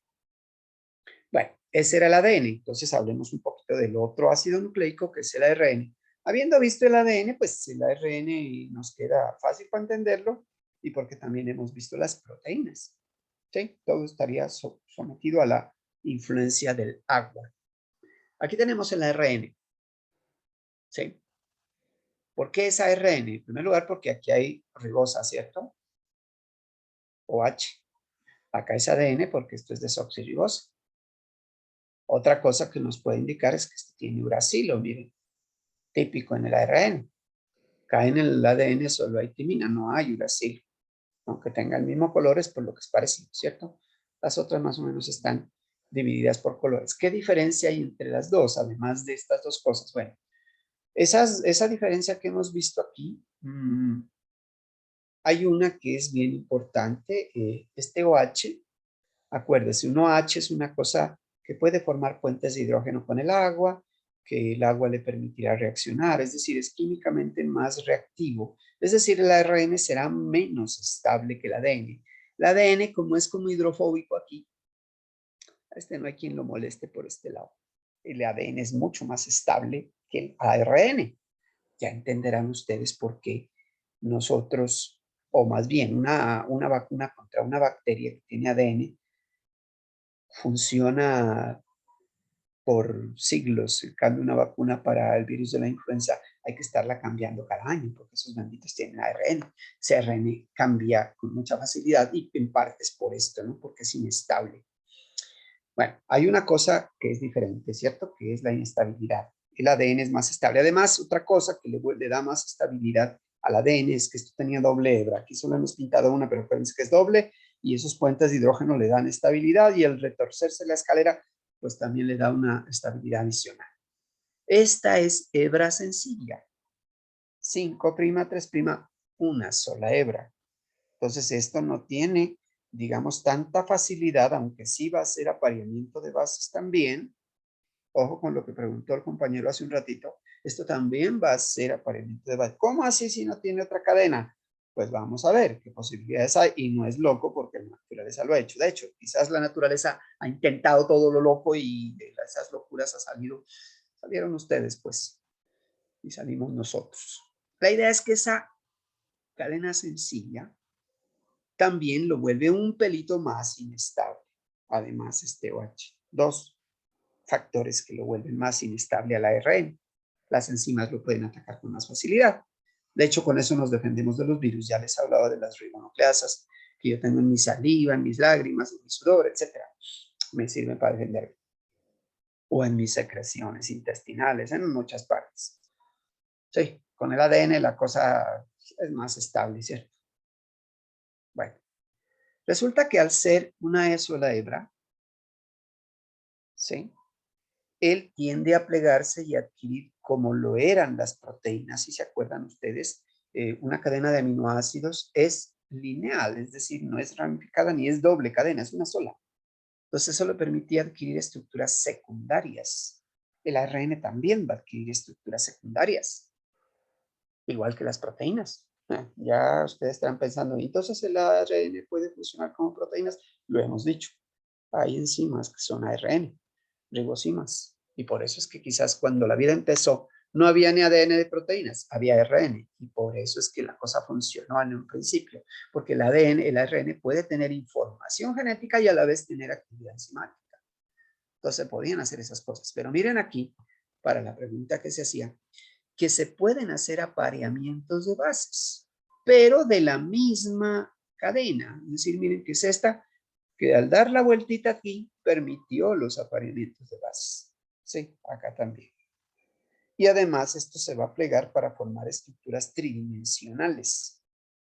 Sí, bien sean terciarias o cuaternarias, dependiendo de cuántas cadenas haya.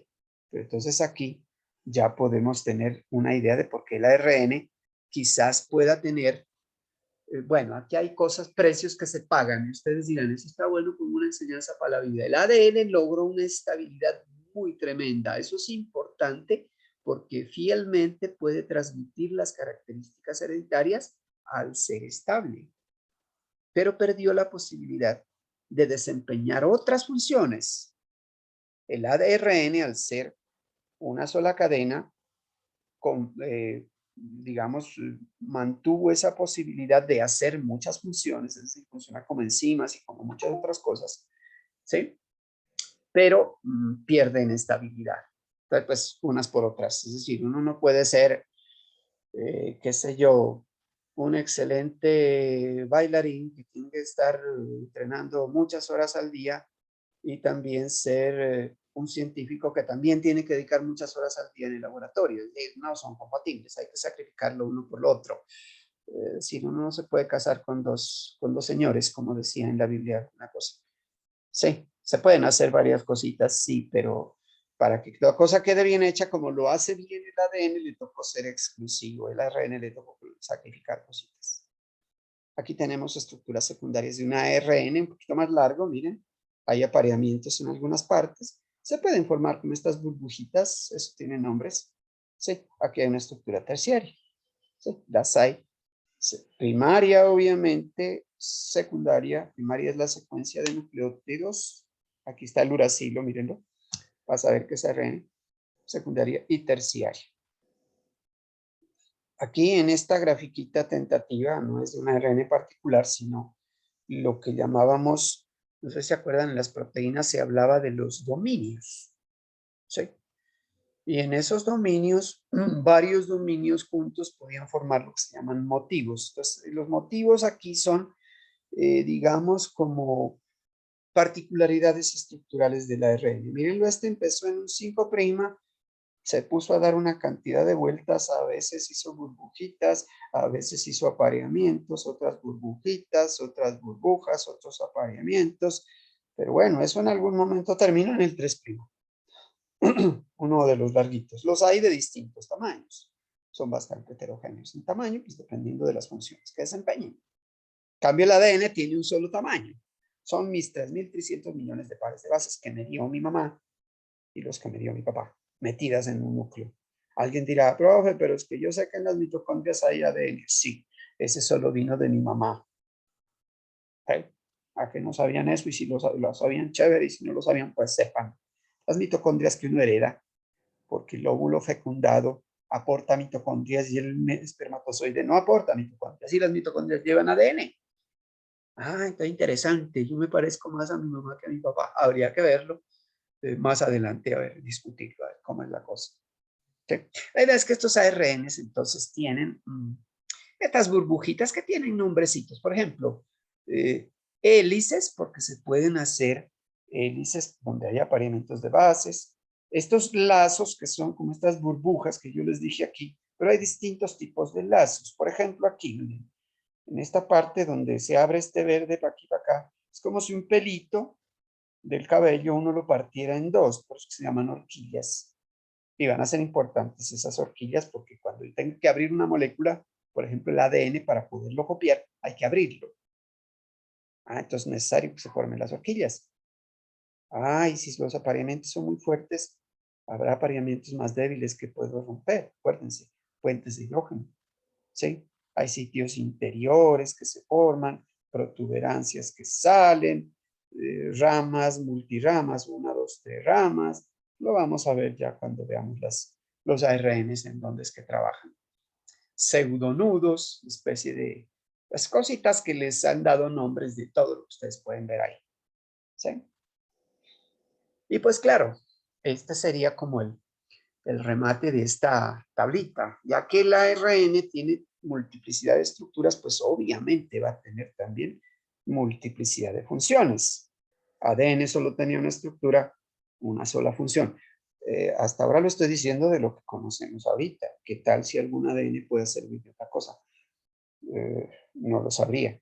Sí. Del ARN, por ejemplo, cuando yo estudiaba solamente a su edad, solo se hablaba de estos 3 ARNs, ¿sí?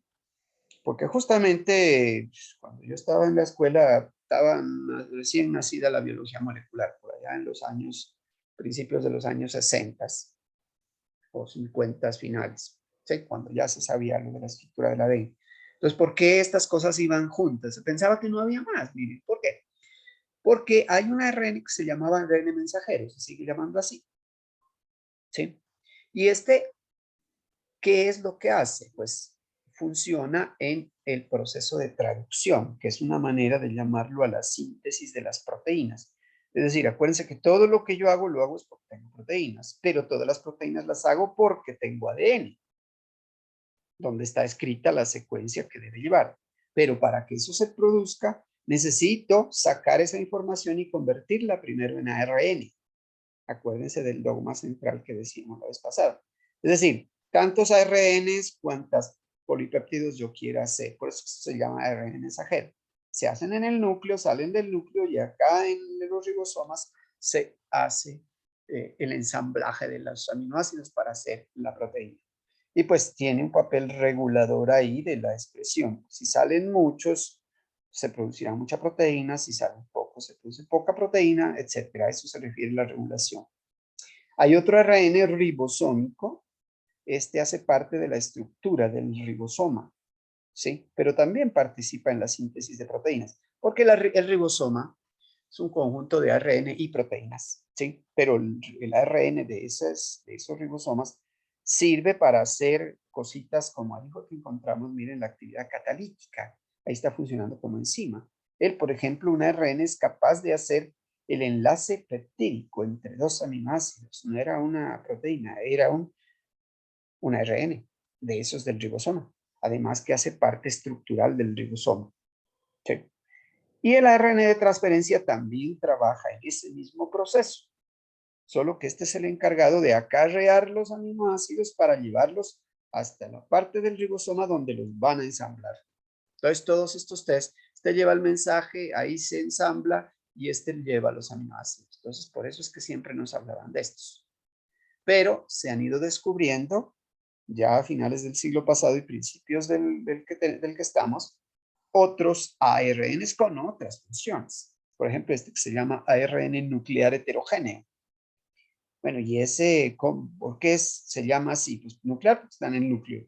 Heterogéneo porque va a tener distintos tamaños. Y se sabe pues que cuando se fabrica el ARN, a partir del ADN, proceso que se llama transcripción, ¿sí? Primero se hace unas copias de ARN largas y después se les va cortando pedacitos, se los va madurando. Por eso es que si le hemos cortado más, pues ya tenemos ARNs más chiquitos. Y si le hemos cortado menos, pues un poquito más largos. Si no le hemos cortado nada, pues un poquito más largos. Por eso es nuclear heterogéneo. ¿Sí? Son parte de la producción de los ARNs mensajeros. Los ARNs citoplasmáticos pequeños, también los hay citoplasmáticos pequeños, son como enzimas, miren, tienen capacidad catalítica que sirven para reconocer señales. ¿Qué señales necesito reconocer aquí? Pues para poder procesar otras moléculas, ¿sí? Estos ARNs de transferencia específicamente, que son los que llevan los aminoácidos, ellos también se tienen que sintetizar a partir del ADN, todo viene del ADN, ¿no? Pero entonces en la forma en que se fabrican, hay unos ARNs nucleares, citoplasmáticos pequeños que ayudan en forma de enzimas a que esto se haga bien, que se fabrique bien ese ARN de transferencia. O sea, que miren que tiene varias funciones. Y en todos lados, miren, esto aparece en rojo, porque son las ribosimas de las que estábamos hablando. ARNs nucleares pequeños y ARNs nucleolares pequeños. ¿Cuál es la diferencia? Pues en el núcleo y en el nucleolo, que son estructuras celulares, pues hay distintos ARNs que tienen estas actividades catalíticas o en este caso, miren, uno de estos nucleolares pequeños hacen el papel que hacía este de acá, el citoplásmico pequeño, pero este para los de transferencia y este para procesar los ARNs ribosómicos, ya que los ribosomas se ensamblan en el nucleolo, ahí se hacen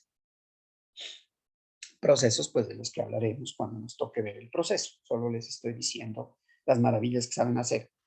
Y los ARN reguladores, estos son los últimamente descubiertos y pues que nos están ayudando a entender cosas que parecían como increíbles, ¿no?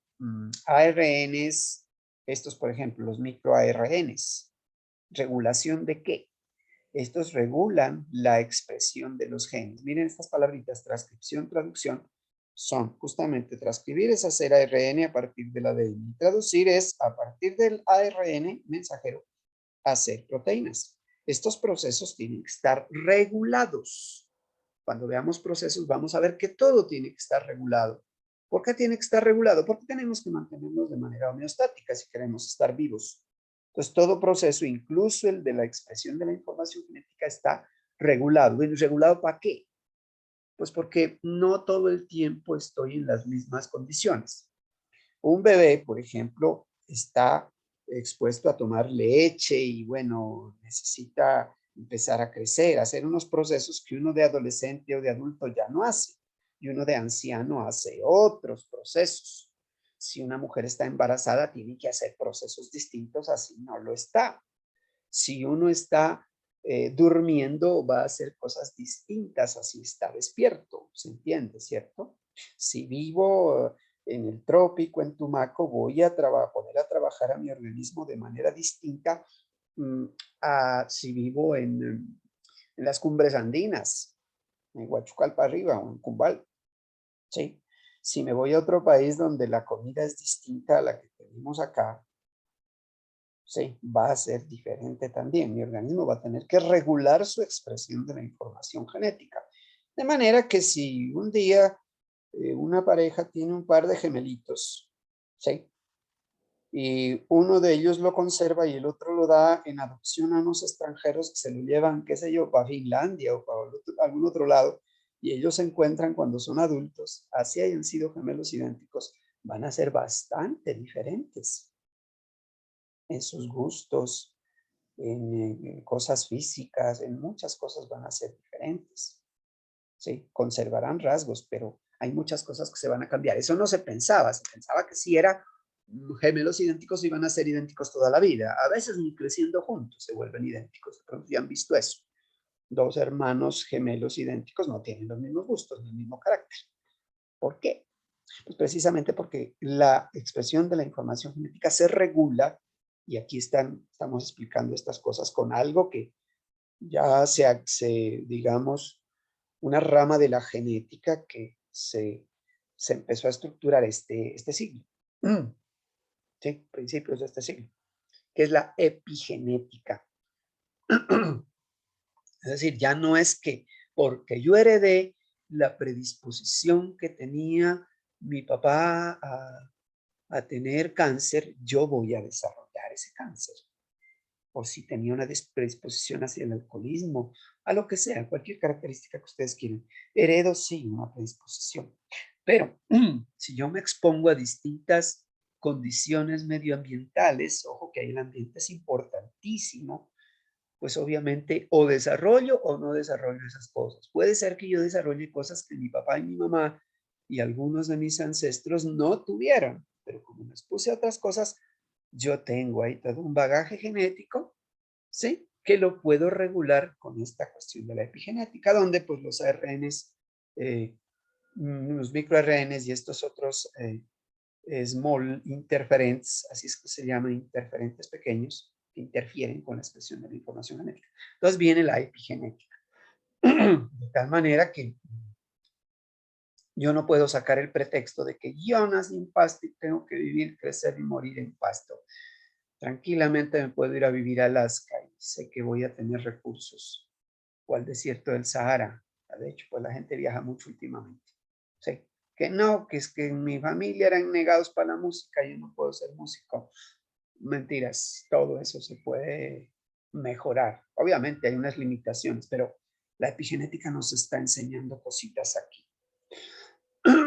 Bueno, con esto vamos redondeando esta visión que estamos haciendo de las biomoléculas, que no hemos visto muchas, solo nos falta un poquito que lo veríamos desde las 3:30 de esta tarde, y si me demoro, por favor, me esperan hasta las 4, ¿sí? Para hablar ya del último grupito de biomoléculas que nos queda por ver, que son las vitaminas. Bueno, si tienen preguntas, por favor, las hacemos.